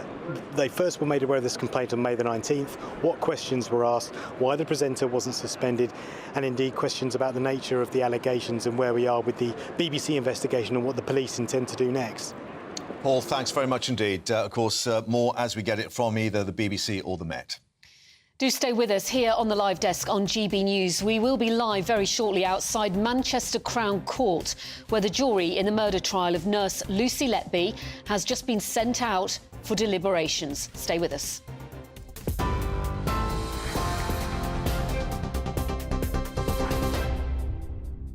Hi there, it is 1:32. Aaron Armstrong here in the GB newsroom. A teenage boy has been arrested following reports of a pupil stabbing a teacher at Tewkesbury School in Gloucestershire. A male teacher was taken to hospital to be treated. The school was put into lockdown earlier as police responded to the incident. A police convoy, believed to contain armed officers, has left the school now, along with 3 ambulances. The head teacher says all pupils remain safe and well. Joe Biden's arrived at Windsor Castle to meet the King for the first time since the coronation, which he didn't attend.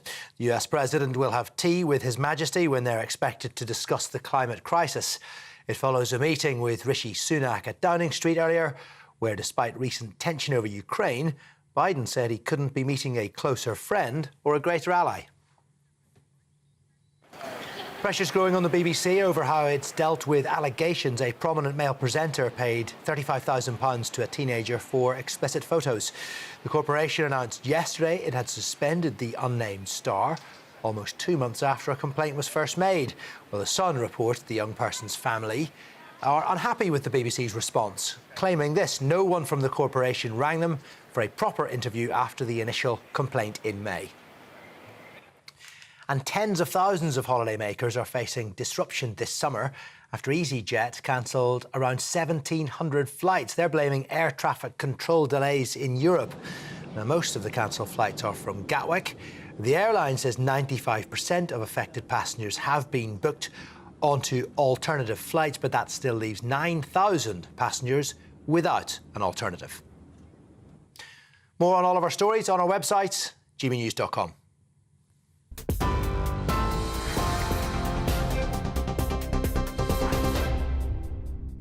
Direct Bullion sponsors the Finance Report on GB News for gold and silver investment.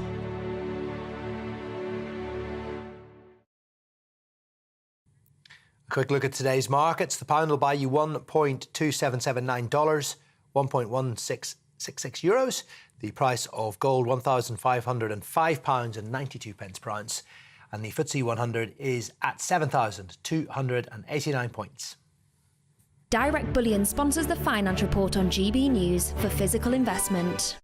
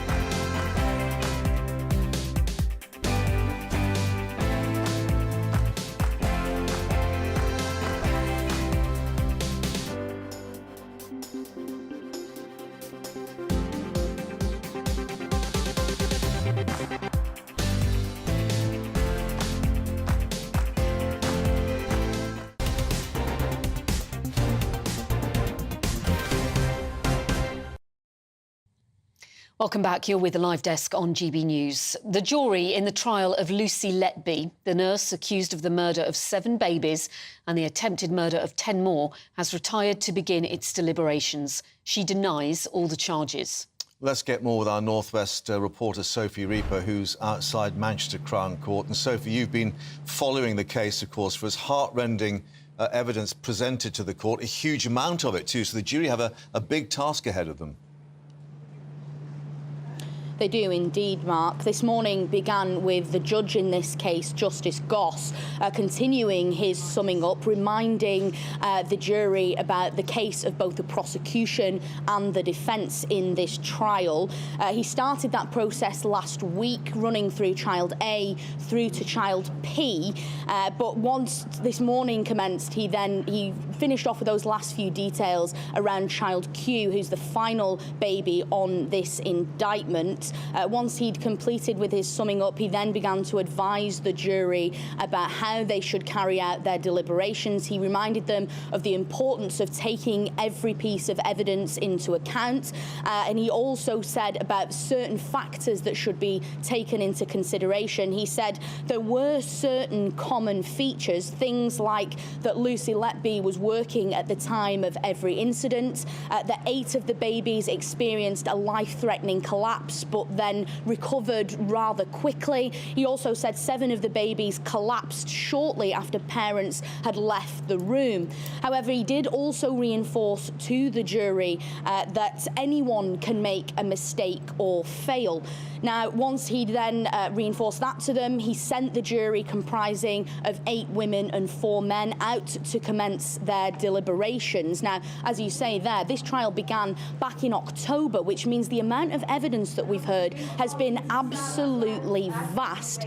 We've heard accounts from Lucy Letby's colleagues, we've heard statements from parents and family members of the babies, we've heard evidence from experts in various medical fields, so the list goes on and on. So, as you say, the jury have got quite a task ahead of them, and when we take all of the evidence into account, it does seem that it may be quite some time before we have any kind of verdict, but when we do have that verdict, we'll be bringing you all of the details here on GB News. Yeah. And Sophie, Mr Justice Goss in court has said to the jury, you are under no pressure with time. There is no pressure for them to reach a verdict quickly.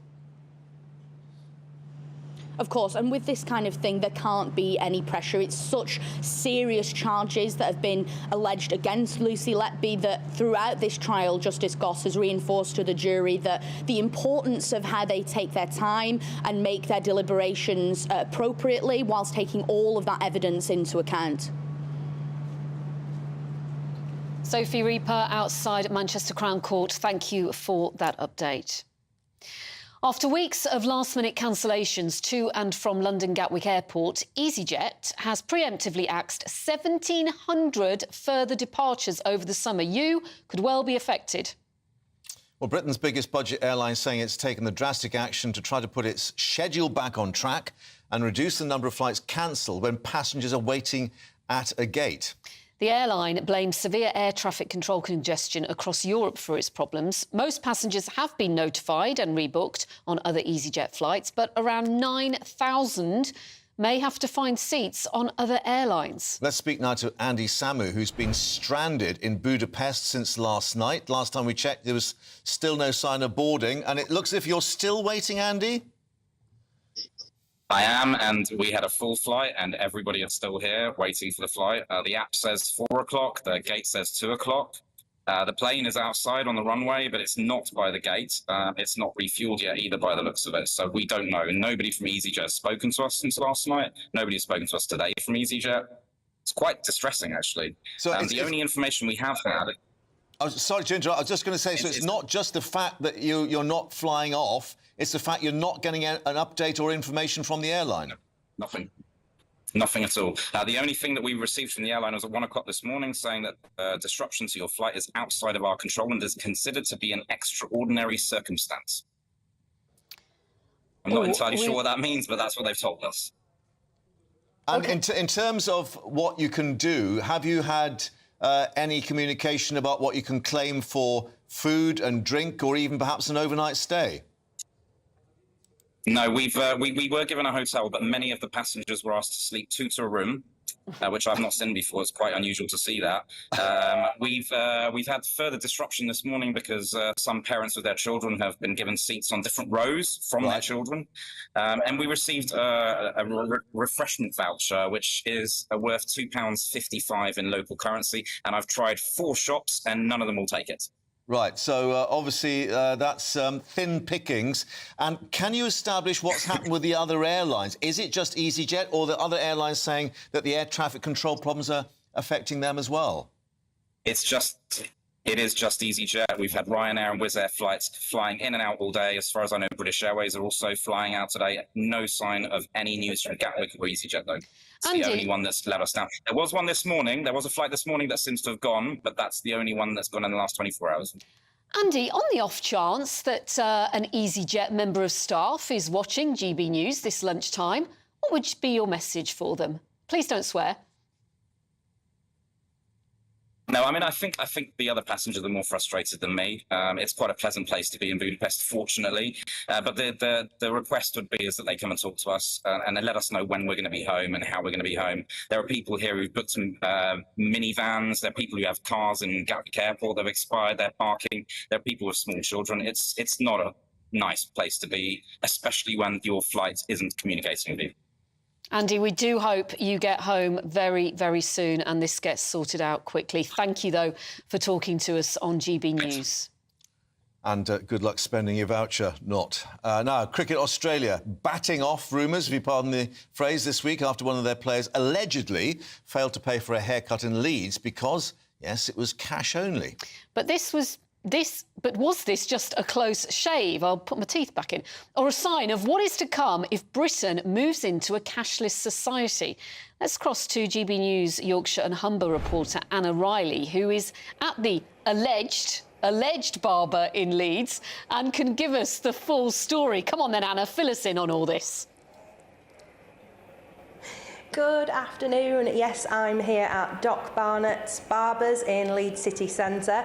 I'm joined by Adam Mahmood. He is the owner here, who was caught up in this scandal, we could call, couldn't we, about whether Australian players did pay for their haircut or not when they came on Wednesday ahead of the third Test match at Headingley.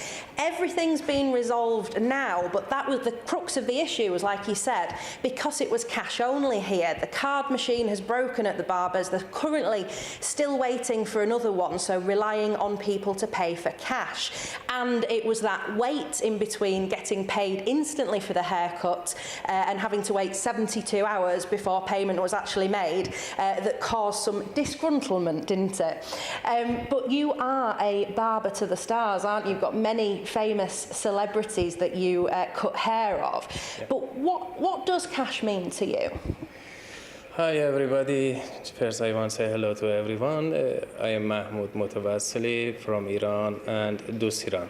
And then usually I do a lot haircut for famous people like actor, film director, politician, footballers, rugby player, cricket, a lot of famous people. And just I want to let you know, honestly, cash is very, very important and I'm 100% joined to that campaign. Don't kill cash, and I feel still cash is king because of a lot of reasons. Have like a more comfortable, better for like a charge old people, more easy when you want pay for that, and you don't want pay fee as well, like somewhere you charge you minimum £5 something like that, and many reasons like that anyway. Yes. Cash is better. Cash is king, you said earlier, didn't you? 100%. So we've got, I believe, at the last count, it was over 192,000 people that had signed our petition for Don't Kill Cash. So as a business, if cash was to stop in the near future, what would that mean for you? I think that's more difficult. It's not possible without cash because, like you said already, make a trouble for Alex career. He don't have the cash and he going for a cash bond. And it's not coming back after 72 hours. And I don't have a card machine not working already because of signal or not installation, something like that. Then always we need a cash in the pocket.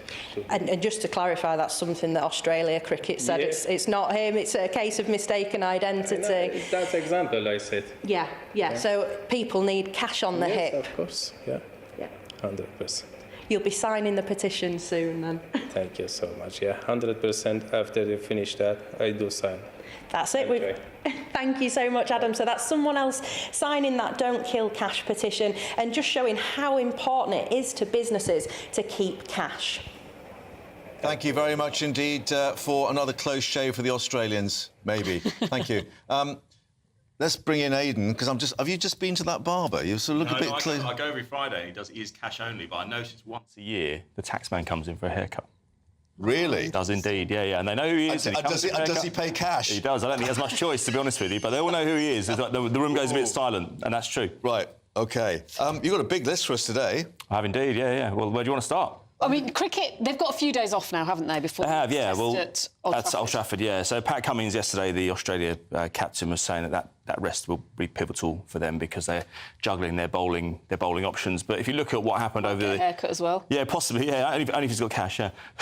He'll have actually been to the foreign exchange, won't he? But no, listen, it was a thrilling day's action yesterday.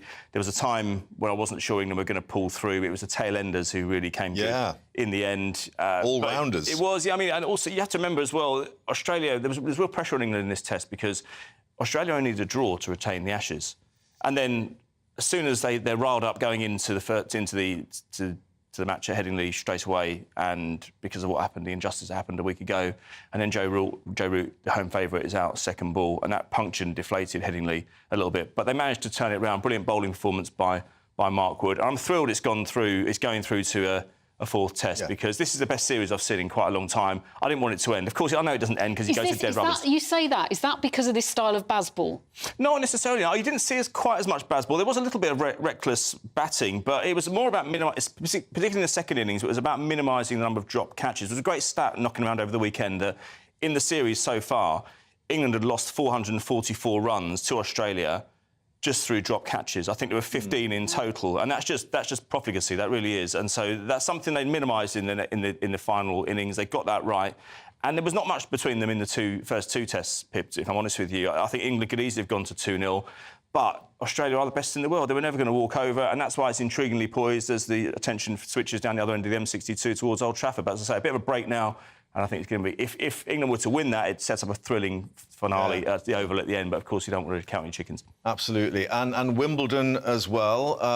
Unkind observation that maybe they put the jigsaws onto the pitch to allow British players to have something to do for the second week of the tournament. Yeah, well, they certainly fell apart in the box, didn't they? Yeah. So, look, I mean, yesterday it was we've no British interest left in the singles at the moment. But I wasn't expecting a vintage year, to be honest. I think there's going to be an epilogue to Andy Murray's career, not just the slams that he won back in 2012 and 2013 and the Olympic gold medal, the time spent at world number one, 53 weeks, I think it was. But it's also his determination to see out his career on a high.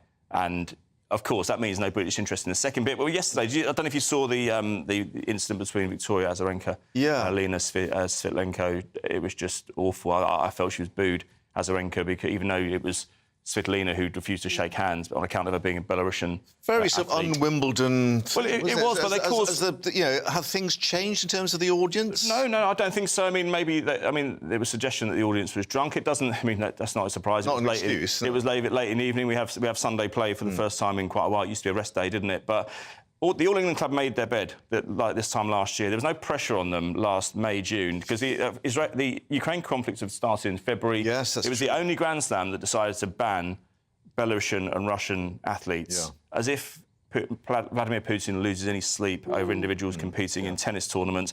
Azarenka has spoken out against the war. She even suggested that if you allow Russian and Belarusian competitors to play in Wimbledon, they would donate their prize money to the war fund. She did not deserve booing yesterday. She's 33 years old. She's won slams before. She's enjoying it. She was part of a fantastic match yesterday, probably the best singles match on the women's draw that side. She deserved a lot more. She deserved a lot more than the reception she got. And that's the problem. Sometimes Wimbledon attracts an audience of fans occasionally that aren't necessarily tennis fans. And very quickly, Djokovic unstoppable?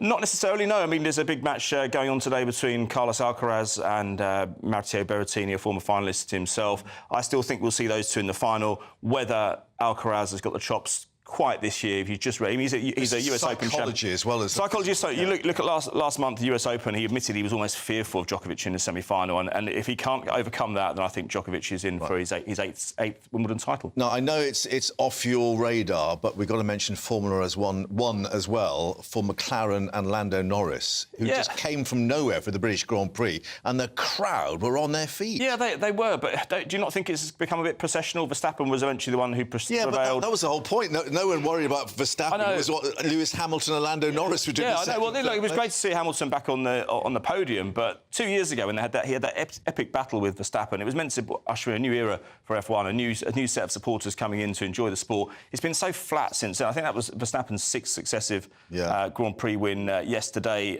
Lewis Hamilton needs to change teams, in my view. Really? Yeah, without doubt. But I thought he said he was going to stay with Mercedes till the very end. Well, OK, well, I probably has to say that for contractual reasons, but the car isn't standing up for him. He's been moaning complaining about the car. I think he's probably said that to kind of counterbalance the criticism he's given to the car in the last 6 months or so. I think he needs to change. If he's going to win another title, he's not going to do it where he is. Quick question. If celebrities are on the grid, should they answer questions from the commentators? Yes or no? Yes, they should. They should. I thought Martin Brundle was funny yesterday. Yeah. It made me laugh. OK. Thank you very much, Aidan. Really appreciate all that. We got through a lot then. We did. As ever. Makes a change. Do stay with us here on the live desk on GB News. When we come back, we will have the latest on that stabbing at a school in Tewkesbury. An adult male, we understand it, this lunchtime is in hospital. All the latest coming up for you. Stay with us. A brighter outlook with Boxed Solar. Proud sponsors of weather on GB News.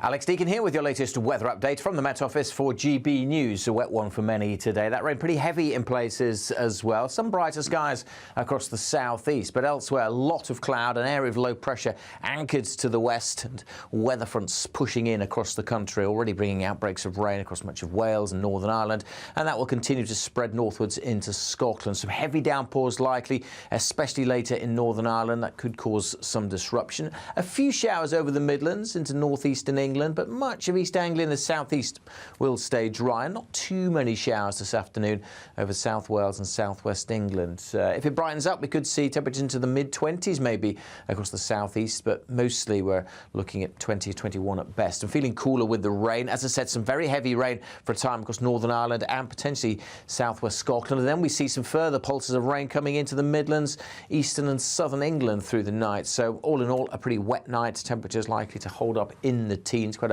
a warm night across the southeast, 16 or 17 the low here. Tuesday starts dull and damp then for East Anglia, much of southern England. That rain slowly petering out. Lots of showers further north, and those showers again likely to get pretty heavy. Some intense downpours likely across Scotland, especially through the course of the afternoon. Even some thunderstorms possible here. Again, most places on the cool side with temperatures high teens or low 20s at best. A brighter outlook with Boxed Solar. Proud sponsors of weather on GB News.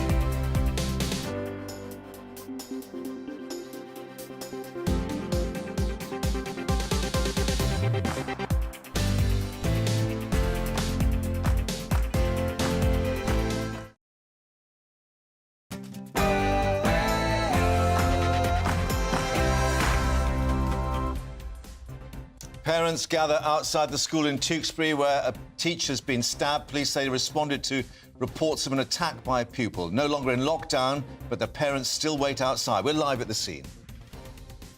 Downing Street warns social media sites to ensure their platforms are properly policed following allegations that a high-profile BBC presenter paid a teenager money for sexually explicit photos.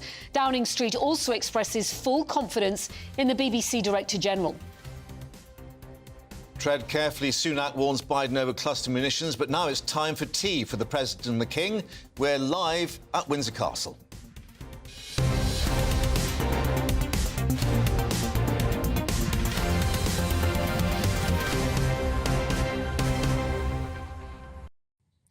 Plus, are people who stay to care for loved ones unfairly hit by the tax man? We'll be joined by a Conservative MP who thinks that's exactly what is happening.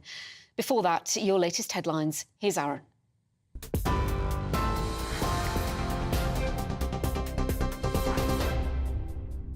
Good afternoon, it's 2 o'clock. I'm Aaron Armstrong in the GB newsroom. A teenage boy has been arrested after a teacher was stabbed at Tewkesbury School in Gloucestershire.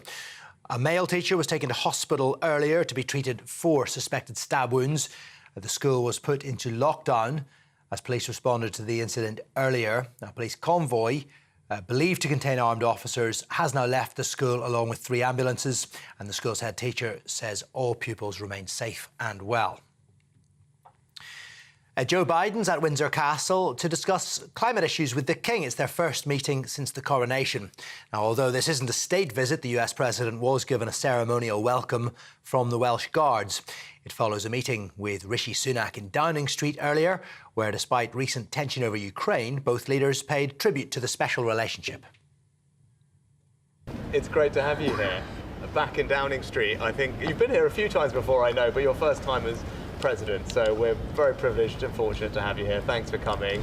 Couldn't be meeting with a closer friend and a greater ally, and our relationship is rock solid. Pressure's growing on the BBC over how it's dealt with allegations a prominent male presenter paid £35,000 to a teenager for explicit photos. The corporation announced yesterday it had suspended the unnamed star after almost 2 months after that first complaint was made. The Sun has reported the young person's family are unhappy with the BBC's response, claiming no one from the corporation rang them for a proper interview after the initial complaint in May. The Justice Secretary has indicated there may need to be an investigation into how the allegations were handled. These are really serious and really concerning allegations, and they need to be investigated quickly. Now, in the fullness of time, maybe there will be a consideration as to how this was dealt with. I think the important thing now, however, is that these matters are investigated, whether that's within the BBC, but also potentially by the police, if indeed that's what the police decide to do. The Home Secretary has reiterated the government's commitment to detaining illegal migrants who arrive in the UK on small boats. Suella Braverman was speaking following the arrival of almost 1,300 people since Friday. 686 people crossed the Channel on Friday alone, the biggest single number in a day so far this year. Suella Braverman says it has to stop. Prime Minister and I are absolutely clear. We've got to stop the boats. That's why we're working very hard to introduce new legislation. It's going through Parliament right now in terms of instilling a new system whereby if you arrive in the UK illegally, you'll be detained and thereafter swiftly removed. Last year, there were 45,000 people who arrived illegally. It's costing us £6 million a day in hotel accommodation. This has to stop. The Russian president met the head of the Wagner mercenary group shortly after last month's failed mutiny. That's according to the Kremlin. Evgeny Prigozhin, who led what's been described as the biggest challenge to Vladimir Putin's authority in more than 2 decades, was among 35 people invited to a meeting in Moscow to assess the war in Ukraine. Prigozhin was thought to have been exiled in Belarus following the attempted coup, which lasted just 24 hours. More than 100,000 holidaymakers have been affected by EasyJet summer flight cancellations. The airline has axed around 1,700 flights scheduled between July and September, most of them from Gatwick Airport. Fridays and weekends are expected to be most at risk of disruption. EasyJet says it's because of air traffic control restrictions rather than staff shortages. and 95% of passengers have been booked onto alternative flights. However, travel expert Simon Calder told GB News many of those affected will be entitled to compensation. Time that you're given a warning less than 2. Well, this is GB News. We'll bring you more on Simon Calder later and more news as it happens. But now it is back to Mark and Pip.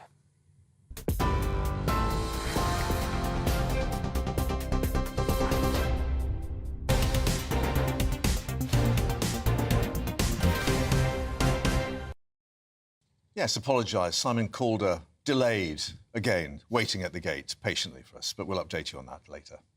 You're watching the live desk on GB News. A teenager has been arrested after a teacher was stabbed at Tewkesbury School. Gloucestershire police say pupils are now being allowed to leave after the school was placed in lockdown. Well, police in Gloucestershire said one adult taken to hospital with a suspected stab wound. The school, or the area here with the academy in Ashchurch Road, you can see, in a neighbouring primary, both placed under security measures with 100 or so concerned parents then gathering outside the school gates.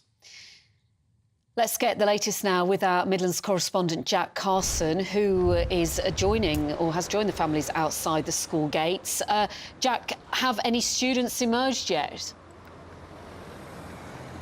Yes, we've seen a mass influx of students now leave the school. You can probably tell from behind me the crowds of worried parents here has got significant and significantly less as they have been reunited, quite literally, with some people running into each other's arms because, of course, we heard earlier when I was speaking to parents, a lot of worried parents, of course, for the safety of their own children and just wanting to hug them. That's exactly what a lot of them have now been able to do. We had a statement from the school a little bit earlier on that said that we're now able to send children home but do need the consent of parents. There has been some parents, of course, gathering here as children have been released from the school. There's other messages as well that parents should gather at that nearby garden centre where they would be reunited with their children year group by year group. It was initially year 8 that was allowed out here, but then shortly after that a mix of year groups was then able to come out and be reunited with their parents. The school have also said that if that consent, or if they don't get that consent to let your child leave early, that they will be safe and they will still be here come 3:25 p.m. when that ordinary school day would end. Of course, we know the reports of that teacher being stabbed by a pupil were around, the police were called here around 9:10 this morning, but of course that male teacher was then taken to hospital and that school and the neighbouring schools were locked down as a safety procedure. The police investigation then got underway and pupils were moved from their classrooms into a sports hall where they were obviously then told what was going on and that they were safe. They were then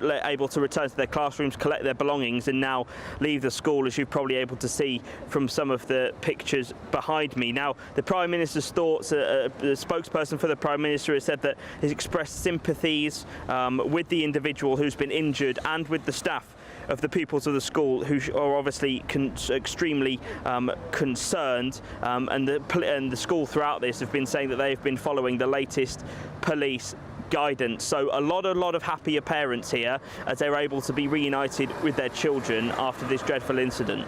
Well, I guess a question now for other schools and for many parents and teachers as to what they should be doing about security measures. And I'm just reading that the General Secretary of the Association of School and College Leaders, Jeff Barton, said, an appalling incident and the teacher concerned all affected in our thoughts and prayers. But clearly there are questions as to what they should be doing about security. Yeah, of course, for schools across the country, that's a very similar situation. Of course, it is a differing level of security for each school across the country. There's no, say, guidelines as to what security a school should have in place, what necessarily security, whether it's security fencing, what it is that a school should have in place. So maybe, of course, in light of this incident and in the weeks that come ahead, there may well be conversations from more of a national, possible government level, of course, with the Education Secretary, Gillian Keegan, who'd said today how deeply concerned she was around this incident, whether there might be conversations around a guidelines for school security. Any idea, Jack, whether pupils will be allowed to return to the school tomorrow, or is it expected to remain shut?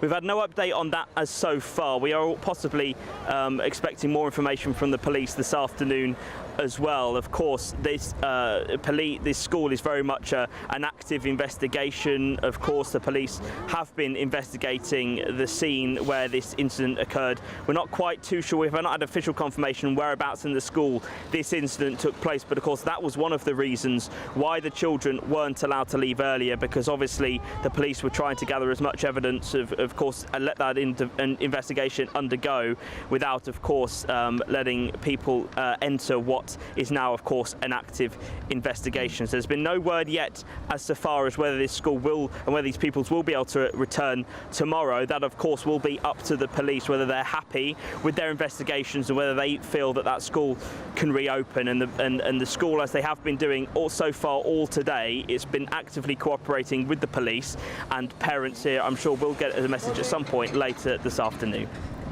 Jack, thanks very much indeed for updating us there in Tewkesbury. More, of course, as we get it. But let's update you now on the BBC presenter who's been suspended. Downing Street warning that putting baseless accusations online can carry consequences. All this in the wake of the speculation of the allegations that presenter had paid a teenager tens of thousands of pounds for sexually explicit images. The BBC is set to meet the Met Police at some stage today. Let's cross to New Broadcasting House to get the latest from our national reporter, Paul Hawkins. Paul, it's got to be said, these people who have been making these unsubstantiated claims online, they are A-grade idiots, aren't they? They could get themselves into serious legal trouble. Yeah, absolutely. I mean, look, a lot of journalists, most journalists, know about defamation and how baseless lies can ruin people's reputations. That's why we have defamation laws. But social media has changed everything, and it means all of us are now publishers, and so all of us can be held under the defamation laws, libel laws, whatever you want to call them. Essentially, don't go around publishing are baseless allegations about certain individuals. And over the weekend, we've seen a number of BBC presenters supposedly being named as this BBC presenter and having to come out and say, no, it's not me, and you will be hearing from my lawyers. Indeed, you might even be hearing from the Metropolitan Police with regards to potential charges of malicious communication. So we've had Nikki Campbell from BBC Radio 5 Live this morning, also Jeremy Vine as well, talking about the effect it's had on them and their families over the weekend to be caught up in this scandal. But at the moment, the presenter does remain unnamed because of not just defamation, but also because of privacy. There was a 2022 Supreme Court ruling that said that anyone who is under investigation by law enforcement agencies has a right to privacy, and so that is why the presenter remains unnamed for now. The BBC, as you say, meeting with the police sometime, somewhere today. We don't know who will be representing either side in that meeting, but where there is potential criminality, the potential breaking of the 1978 Protection of Children Act, then the BBC is compelled to provide information to the police. And we know that the police have said that they've been notified about these allegations, but they're not acting on those allegations because they need more information. So we're waiting for an update from the BBC, who say they're taking these allegations extremely seriously. Questions for them about what's been happening with their investigation. We know they were made aware of these complaints on May the 19th. What questions were asked about the presenter then, and why was the presenter allowed to remain on air? So questions for the BBC. We'll definitely hear from the BBC Director General Tim Davie tomorrow when he updates journalists on the annual BBC statement. One would have thought that would be the last thing on the journalist's mind. And then also we're waiting for an update from the BBC as well. Paul, thank you for that at the BBC. Well, let's now turn to the political dimension and speak to our political reporter, Catherine Forster at Westminster, because we had the Prime Minister going public saying he had full confidence in the BBC Director General, Tim Davie, which might be a slightly different assessment to some of the BBC's own staff, it seems. Yes, indeed. When asked, the Prime Minister's spokesman said that, yes, the Prime Minister did have full confidence in the Director General, but would not be drawn on other matters, said that it was right that it was investigated. And voices from across the political spectrum, really, over the last couple of days, all unanimous, saying that this behaviour appears unacceptable, that the BBC needs to get a grip and quickly. But Justice Secretary Secretary Alex Chalk on a few hours ago on GB News, stressing the reason why this individual has not been named for legal reasons. Now, we know that as of yesterday, although the police had been contacted, they were not actively investigating at that point. That may well change later this afternoon when they meet with the BBC. And of course, it couldn't be more serious for the BBC, because at heart, if it is found that this presenter has possessed, distributed or shared indecent images of an under 18-year-old, as this person is alleged to have been at the beginning of this 3-year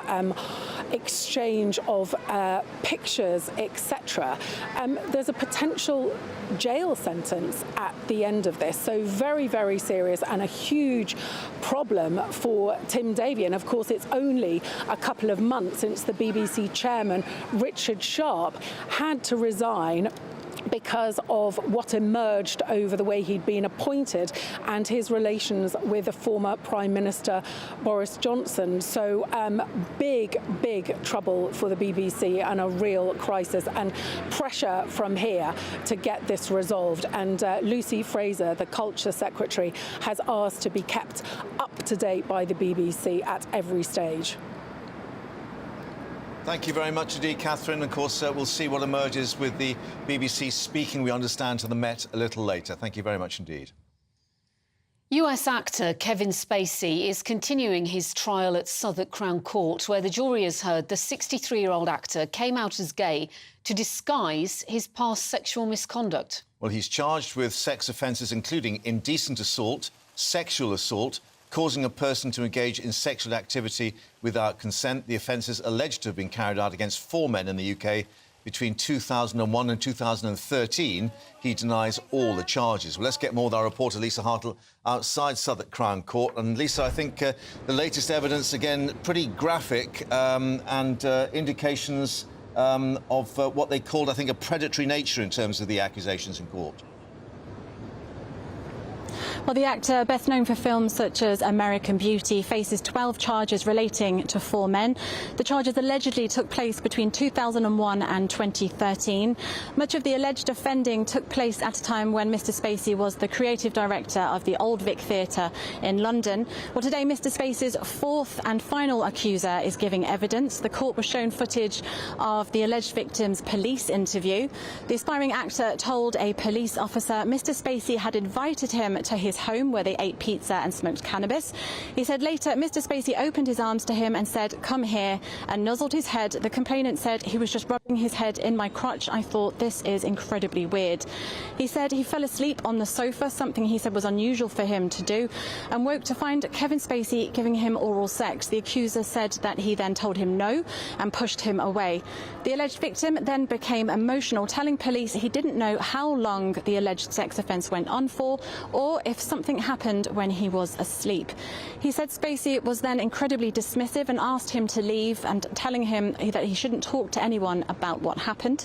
Once the alleged victim took to the stand, Kevin Spacey's defence barrister, Patrick Gibbs, asked him whether he kept in touch after the alleged sexual offences. He said he messaged him but did not meet again. Mr Gibbs suggested the man never told police they were in text communication for 4 months after the alleged incident, which is shown in Spacey's mobile phone data. The trial is expected to last another 3 weeks, and Kevin Spacey denies all the charges. Lisa, thank you very much for updating us there at Southwark Crown Court. And of course, we'll continue to monitor that proceedings as it comes through. But let's update you on what we're going to be doing in a moment. A Tory MP joining us to explain how he thinks the tax man is hammering those who stay at home to care for their loved ones. Explaining that to you shortly. Stay with us. That warm feeling inside. From Boxed Boilers. Proud sponsors of weather on GB News. Afternoon, I'm Alex Deakin and this is your latest weather update for GB News from the Met Office. Some wet weather around for many places tonight, and we do have warnings across Northern Ireland and Scotland. This area of low pressure is responsible, but actually it's the weather fronts moving ahead of it that have been bringing soggy conditions for quite a few through the day so far. That rain's getting heavier now across much of Scotland. Some thunderstorms across parts of Northern Ireland, and both could see some disruption from the heavy rain. And further south there's likely to be some wet weather too, brushing South Wales for a time this evening, then into the Midlands, East Anglia and southern counties of England. So, as I say, for many, a wet night, pretty mild one as well, temperatures staying in the teens, the high teens across the southeast, where it'll still be quite damp and humid on Tuesday morning. The outbreaks of rain here should peter out through the morning. And then it's basically sunshine and showers tomorrow, but again, we are likely to see some pretty heavy downpours developing, particularly across parts of Scotland, especially in the northeast, where the winds are light, which means the downpours could be very slow moving. Elsewhere, there should be some glimmers of sunshine between the showers, but still on the cool side, with temperatures mostly struggling to get into the low 20s at best. Wednesday's a similar story, though perhaps not quite as intense with the downpours. Many eastern areas should start dry with some sunshine, but then the showers get going again through the course of the afternoon. Quite breezy and again feeling on the cool side with temperatures high teens, low 20s at best. Goodbye. That warm feeling inside. From Boxed Boilers, proud sponsors of weather on GB News.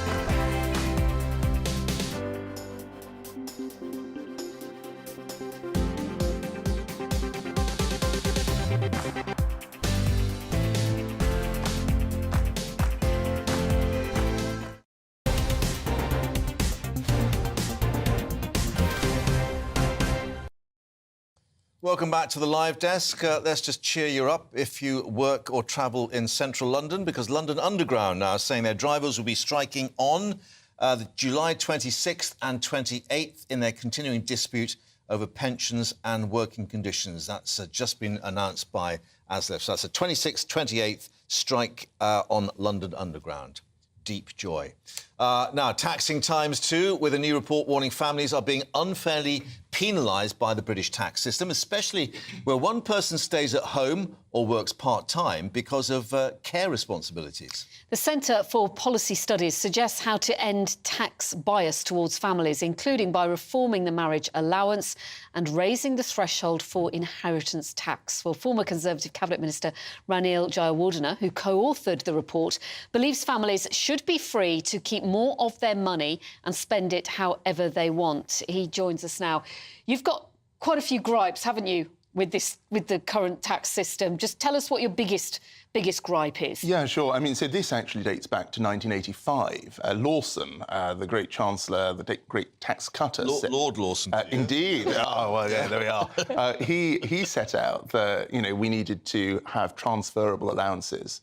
And it was always the intention, it never happened. And the result now is that an average household, say on £60,000, if they are two £30,000 earners, will be paying £7,000 less than a household where one person earns the £60,000. And that's £7,000 they can't spend on their home or on bills or on their children. And so, fundamentally, we just want to restore fairness to the tax system so that everyone pays the same amount. How would you change it, though, so a family is taxed rather than an individual? I mean, one wonders the sort of paperwork and the HMRC regulations involved in such a major change. That's a really good point. And so we've looked at that in the report. In the short run, we think the marriage allowance that's already there should be expanded and just be available to everyone. But in the long run, we need to have a more systemic review of tax for the country as a whole and our benefit system. And we could follow something more like the French model, where you can actually recognise the children directly in the system. But that's for the long run. Here and now, it's expanding an existing measure, so it is doable. And this is why you think fertility is falling? Well, it certainly has an impact. I mean, 2/3 of working mums would prefer to spend more time at home. Childcare, of course, is very expensive as well. And, as a result of that, and the fact that there are not the sort of pro-family policies that I think we need to see, people are having to cut their cloth accordingly. If we want to grow our population, reduce reliance on immigration in the future, and make sure that our economy can afford to pay for the health service and our benefits and welfare regime in the future, we need to have more children, and we're not even replacing our current population today. You're saying it's doable. I'm looking at the latest quote from Victoria Atkins, Financial Secretary of the Treasury, no less. We are having to tackle inflation. That has to be our priority. We do not have the headroom at the moment to look at tax cuts. But as soon as we can, as soon as we've taken the measures that we're taking to reduce inflation, then we are able to start having those conversations. However, looking at how sticky inflation is, that's going to be a long wait, isn't it? Well, of course, the Treasury has its view and they will make the decisions on this. Our case is that we can result in savings and economic growth from some of our policies. So, first of all, the cost of childcare, which the state is picking up the tab for more of increasingly, would come down because people would be able to make choices themselves. And second, in terms of inheritance tax, which is also part of our report of scrapping that in the long run. What, entirely? We believe it should be scrapped entirely in the long run, certainly increased to £1 million, which George Osborne promised way back in 2007. That delivers economic growth. And you can look at Sweden as an example that proves that. Well, the trickle-down effect. Absolutely. People don't lock up capital, wondering what's going to happen next. They are able to pass capital to their children earlier, not worrying about, in our case, the 7-year rule. And that results in greater economic activity that benefits everyone. We should say you actually do speak as a father of 3 young children, so you are affected by this, are you? Does your wife work? So my wife works part-time. I obviously work probably more than full-time. But, the point here is that there are many people who are really struggling, and I recognise it's very, very difficult for people out there. This policy of helping families through the tax system would reduce poverty by over 4%, and it would see the less well-off get the greatest benefit. Something like 1 in 10 households would see an increase of over 5% in their income. So this is helping people, particularly in the lower incomes, but it should help everyone because the squeezed middle is a real thing. And yet your inheritance tax that you want scrapped could be helping people would be helping the very wealthy. Well, you say that, but if you look at the income profile, the estate profile of people who pay inheritance tax, it's, again, people in the middle. People at the very top, through estate planning, don't pay very much at all. People at the bottom, of course, don't pay very much either. It's people in the middle, people who've worked hard all their lives, who have a property through no fault of their own that's gone up over the threshold. Those are the people that pay the bills today, and I don't think that's very fair. Further, it's a perfectly natural thing to want to pass something on to one's children. So I think we should be encouraging that. And I think that would help a lot of people onto the housing ladder. Rather than tying up capital in a parent's home, let them downsize and encourage them to hand over capital to the next generation, get people on the property ladder. Right. Something else that's been suggested as we see mortgages go up and up through the roof, if you pardon the expression, and that is to restore what we used to have, and that's tax relief for mortgage payments. Now, the difficulty is, of course, all those in the rental sector that say, what about us? But is that something you've also looked at to try and ameliorate the situation with the housing market at the moment? So I, on a personal level, separate from this report, I've looked at that in passing. I think there are some merits to it, but equally, I'd rather see a streamlined, simpler, smaller tax system, and introducing new measures actually complicates it further. So rather than taxing people and giving some of it back, rather we should be going for lower taxes in the first place. The Treasury does like to seem to complicate things. I certainly agree with that. Let me put this to you as well, and that is, and obviously we've had a lot of discussions here on GB News with Liam on this, and that is that the tax bans, the tax allowances, which are frozen again, as a stealth tax, i.e. you don't think you're paying more tax, but because they're frozen, inflation goes up, a lot more of your income is going in tax, effectively. Yeah, I mean, I think particularly the 40 pence threshold, that's affecting a lot of people that it was never designed for in the first place. So it's now covering middle-ranking police officers, it's covering teachers who've been working for 10 years. It was never designed to cover people like that. And if it had been index-linked from the 80s, it would be something like £80,000 to £85,000 today. Instead, it's sitting just above 50,000. So it's dragged a load of people in that would otherwise not have been paying it. This of course, 40% tax. Exactly. I think that's the particular pinch point. Of course, the Treasury will come to its own view as to whether it wants to do that. Our view, in the short run, is we can do some targeted measures by helping families in this way, and it would cost less than doing that, which Liam and others have quite rightly pointed to. Thank you so much. Good to talk to you about this. Conservative Cabinet Minister Ranil Jayawardena. Thanks for joining us on GB News. When we come back, tea at Windsor Castle for the President after a rather more tense meeting at Downing Street with the Prime Minister over the issue of cluster bombs. We'll have all the latest on Joe Biden's flying visit to the UK. First, we're whizzing over to Aaron for the headlines.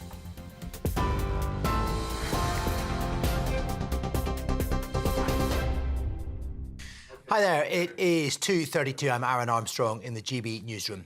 A teenage boy has been arrested after a teacher was stabbed at Tewkesbury Academy in Gloucestershire. Reports suggest a male teacher who's been rushed to hospital may have been injured, intervening in a fight between students. Pupils are now able to leave the secondary school, which was put into lockdown while police responded to the incident. The school's head teacher says all pupils remain safe and well. Joe Biden is at Windsor Castle meeting the King for the first time since the coronation. The US President's having tea with His Majesty and they're expected to discuss the climate crisis. It follows a meeting with Rishi Sunak at Downing Street earlier, where despite recent tension over Ukraine, Joe Biden said he couldn't be meeting a closer friend or a greater ally. Pressure's growing on the BBC over how it's dealt with allegations a prominent male presenter paid £35,000 to a teenager for explicit photos. The corporation announced yesterday it suspended the unnamed star almost 2 months after a complaint was first made. And The Sun has reported the alleged person's family are unhappy with the BBC's response, claiming no one from the corporation rang them for a proper interview after that initial complaint in May. And more than 100,000 holidaymakers have been affected by EasyJet flight cancellations this summer. The airline has cancelled around 1,700 flights between July and September, most of them from Gatwick Airport. Fridays and weekends are expected to be most at risk of disruption. EasyJet says it's because of air traffic control restrictions rather than staff shortages, with 95% of passengers affected booked onto alternative flights. And that is it for the moment. More in our later bulletins and more on our website, gbnews.com.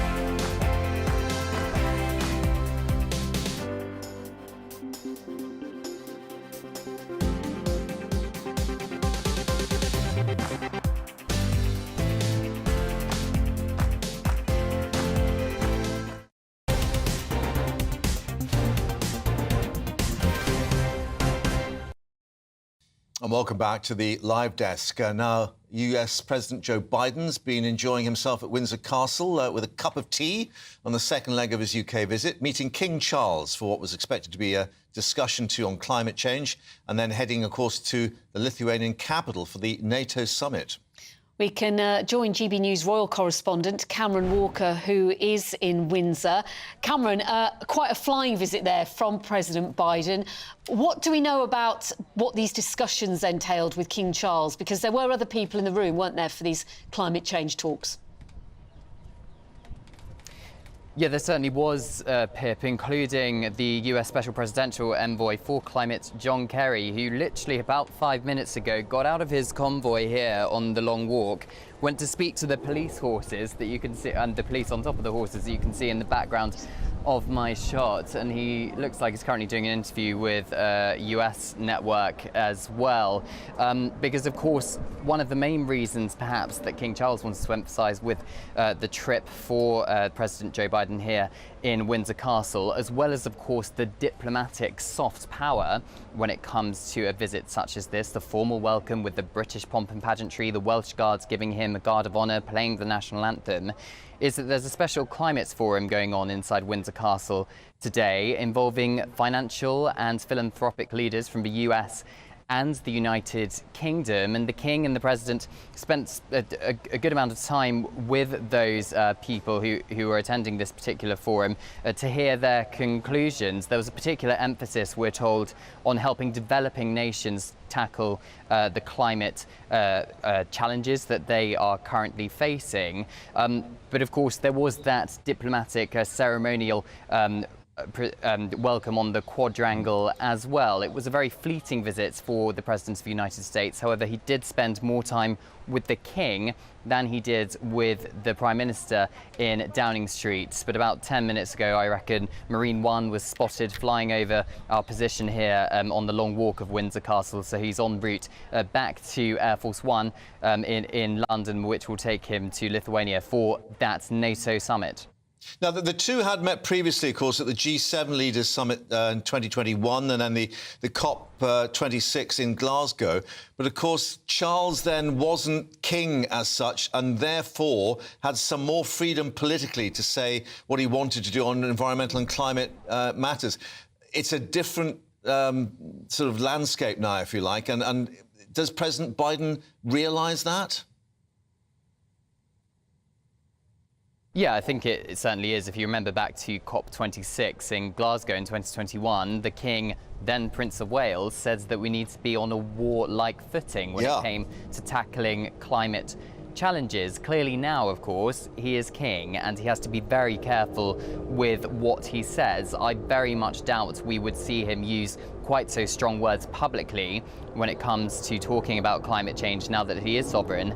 However, there was, of course, private elements to this meeting here between the King and President Joe Biden, and perhaps he was saying, I'm obviously speculating here, but he could have said something which he wouldn't necessarily say in public. But it's the optics, isn't it, of the fact that we know that this climate forum was going on inside Windsor Castle. We know the King and the President of the United States were attending that, or at least the end of it. So it's sending a very strong signal that both the King, head of state of the United Kingdom, and the President, head of state of the United States of America, are clearly trying to send a signal that they think that climate change and tackling the challenges are incredibly important. Cameron, at Windsor Castle, thanks very much for updating us there. Well, prior to Windsor Castle, President Biden met with Prime Minister Rishi Sunak. They had a 40-minute meeting in Downing Street where they did discuss their differing positions on providing Ukraine with cluster munitions. Let's get more with our political editor, Darren McCaffrey, who's still in Downing Street. And they were indeed differing opinions, Darren, we're told. Yeah, I think it's fair to say that on the overall picture, the United States and the UK are very much on the same page when it comes to NATO. The UK has been at the forefront, hasn't it, Mark, of trying to convince NATO allies to take stronger military action in support of Ukraine. But frankly, let's be honest about this, it's the United States that has by far contributed the most in terms of actual military equipment and support. So on the big picture, yes, on the same page. Does that mean that on every single kind of sentence of that page that they're in agreement? No, clearly not. And that was most stark over the weekend when the United States said that it was going to send cluster bombs to Ukraine. Now, I think there was discomfort even in the White House about that. They didn't want to go down this route. But let's be frank about this. Ukraine has been involved in its war with Russia for 500 days. Yes, it's supplied and has been supplied with an awful lot of weapons, but it needs more, not least of all to try and ramp up this counteroffensive that has proven much more difficult than I think most military strategists had thought it would do. But the UK, and along with other NATO allies, well over 100 countries in total, effectively have banned cluster bombs and are not in favour of it. And we got that message from Rishi Sunak over the weekend. And there are also kind of slight disagreements about potentially the timetable around the accession of Ukraine to NATO. In principle, NATO partners are agreed on that, but it's working out the parameters and the timetable for that, not least of all given the fact Ukraine is involved in an active hot war. And then also just in terms of who might take over as NATO Secretary-General. I mean, Jens Stoltenberg's term keeps getting extended. There are suggestions that that is happening because Joe Biden wants to see Ursula von der Leyen, the EU Commission President, take over next year, as opposed to our Defence Secretary, Ben Wallace. But both men will spend a bit more time later this week together at that NATO summit in Vilnius in Lithuania. It's due to kick off a little later on tonight. President Biden travelling there now. Prime Minister Rishi Sunak going tomorrow morning. Darren McCaffrey, thank you so much for updating us there from Downing Street. We can get the view now of chemical weapons expert and former British Army officer Hamish de Bretton-Gordon. Good to see you, Hamish, this afternoon on GB News. What can we read into this, then, about the US supplying cluster munitions? Is it a sign that the war in Ukraine isn't going well for President Zelensky? I don't think it necessarily is, Pip. And I think, in a perfect world, excuse me, we would not have cluster munitions. But it's very clear that the Ukraine is getting through an awful lot of artillery ammunition and is getting short of artillery ammunition. And at the moment, the offer for cluster munitions is really the only one that they have on the table. So I think there are a number of things to look at here. Sure, cluster munitions, when used in civilian areas, can cause a lot of civilian casualties. But what we're looking at here is tens of thousands of Russian soldiers dug into trenches. And actually, cluster munitions are probably a very effective way of shifting them. I think if, some of the NATO countries, and I know, the Prime Minister has expressed some dismay about these cluster munitions going in, but it's not as though ourselves or other NATO countries are offering to supply extra artillery ammunition. So I think, and the other key element to this is the Ukraine knows that it's going to have to clear up these munitions and all the mines, the millions of mines that the Russians have left there, once this is over. So I think it's, it is a dreadful thing, but war is a dreadful thing. And anything we can do to shorten that war, we should be doing. And actually, I think cluster munitions might well do that. We might not like them, but we are where we are. And I think we've got to give Ukraine everything it needs to be able to prevail as quickly as possible. But how do you square that circle, if you can use that phrase, when they want to be part of NATO and 2/3 of NATO members have signed the convention not to use cluster weapons? Well, absolutely. There are always going to be points of discussion here. And Ukraine will not, as I understand it, come into NATO until the end of the war, until this is concluded. And it might well be part of the rules that bring them in that they too will need to sign the provision of cluster munitions. But the Russians use cluster munitions all the time. They haven't signed the treaty, nor have the Americans. I think we're in a really delicate position here in the war. And although Ukraine does seem to be tipping the balance and starting to make some real progress, what they need is lots of artillery. And the only artillery ammunition that seems to be on offer at the moment is those cluster munitions coming from the Americans. Of course, we wouldn't use them, or they wouldn't use them if they had other ways to get the Russians out of Ukraine. But at the moment, I think it is a terrible situation, but it is morally justifiable, I think, in this particular case. Is it morally justifiable, though, if civilians could get hit? Well, this is the key thing, Pip. We're not talking about civilian areas. These are the Russian trench systems. There are no civilians around. The civilians have fled to other parts of Ukraine, or as we already know, the Russians have taken a whole lot of, 70-odd thousand children from this area and other areas of Ukraine.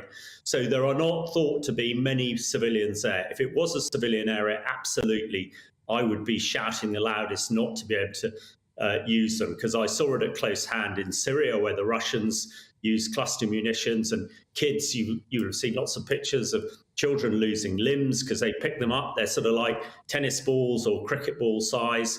They can remain live in the ground for years and years and years, and they are a dreadful weapon. But in this case, with very few civilians around and the need to get this war over as quickly as possible, I think it is justified. A means to an end, perhaps. Hamish, thank you very much indeed for your time here on GB News once more. Thank you. Pleasure. The Prime Minister's recent assessment that Stop the Boats policies are working appears to be, well, in some question today. Last month, Rishi Sunak claimed those policies were behind a 20% fall in the number of Channel migrants arriving in the UK. But a surge in small boat numbers in recent weeks has seen that gap disappear.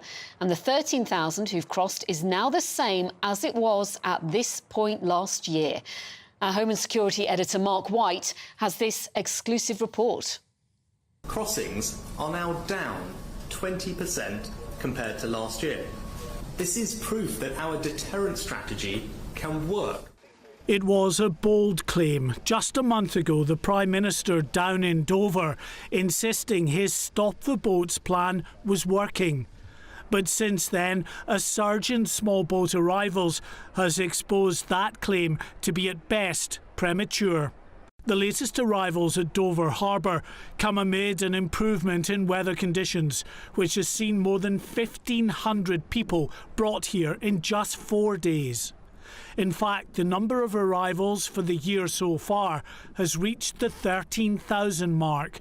That figure is the same as the 13,000 who crossed at this point last year. Maritime experts who know these waters well say the initial 20% reduction in crossings was purely down to bad weather and not government policy.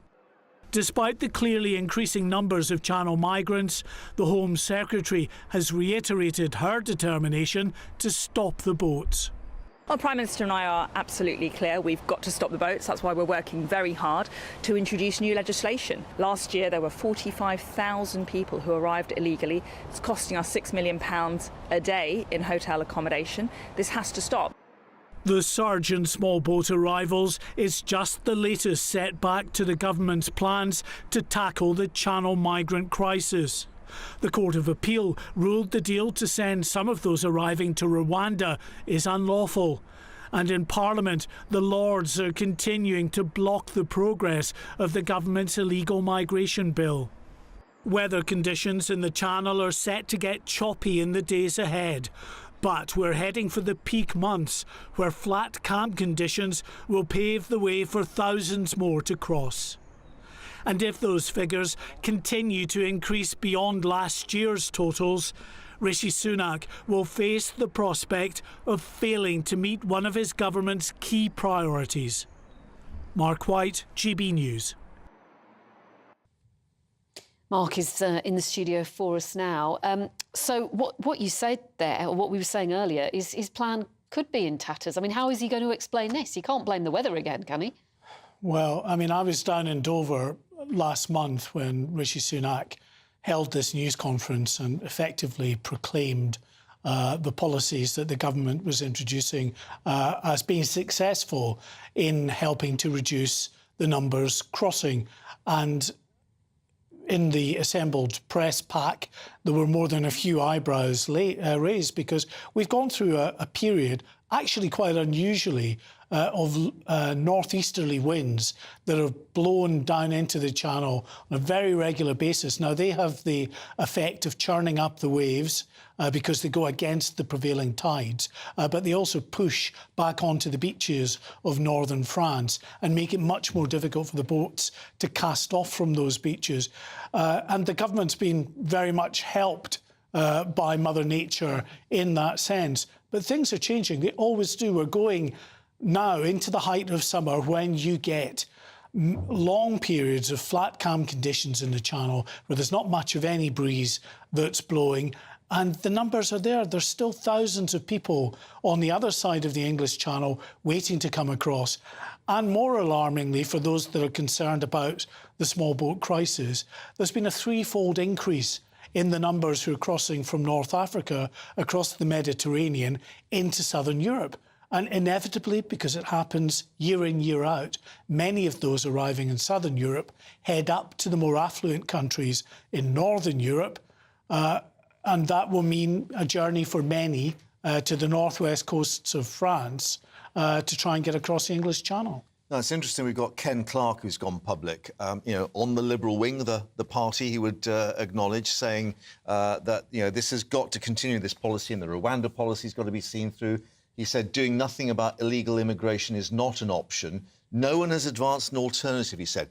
But, I mean, there may be those saying, well, look, what about the issues of going after the people traffickers and policing those beaches along France? I mean, this is a debate that continues this year as it did last year.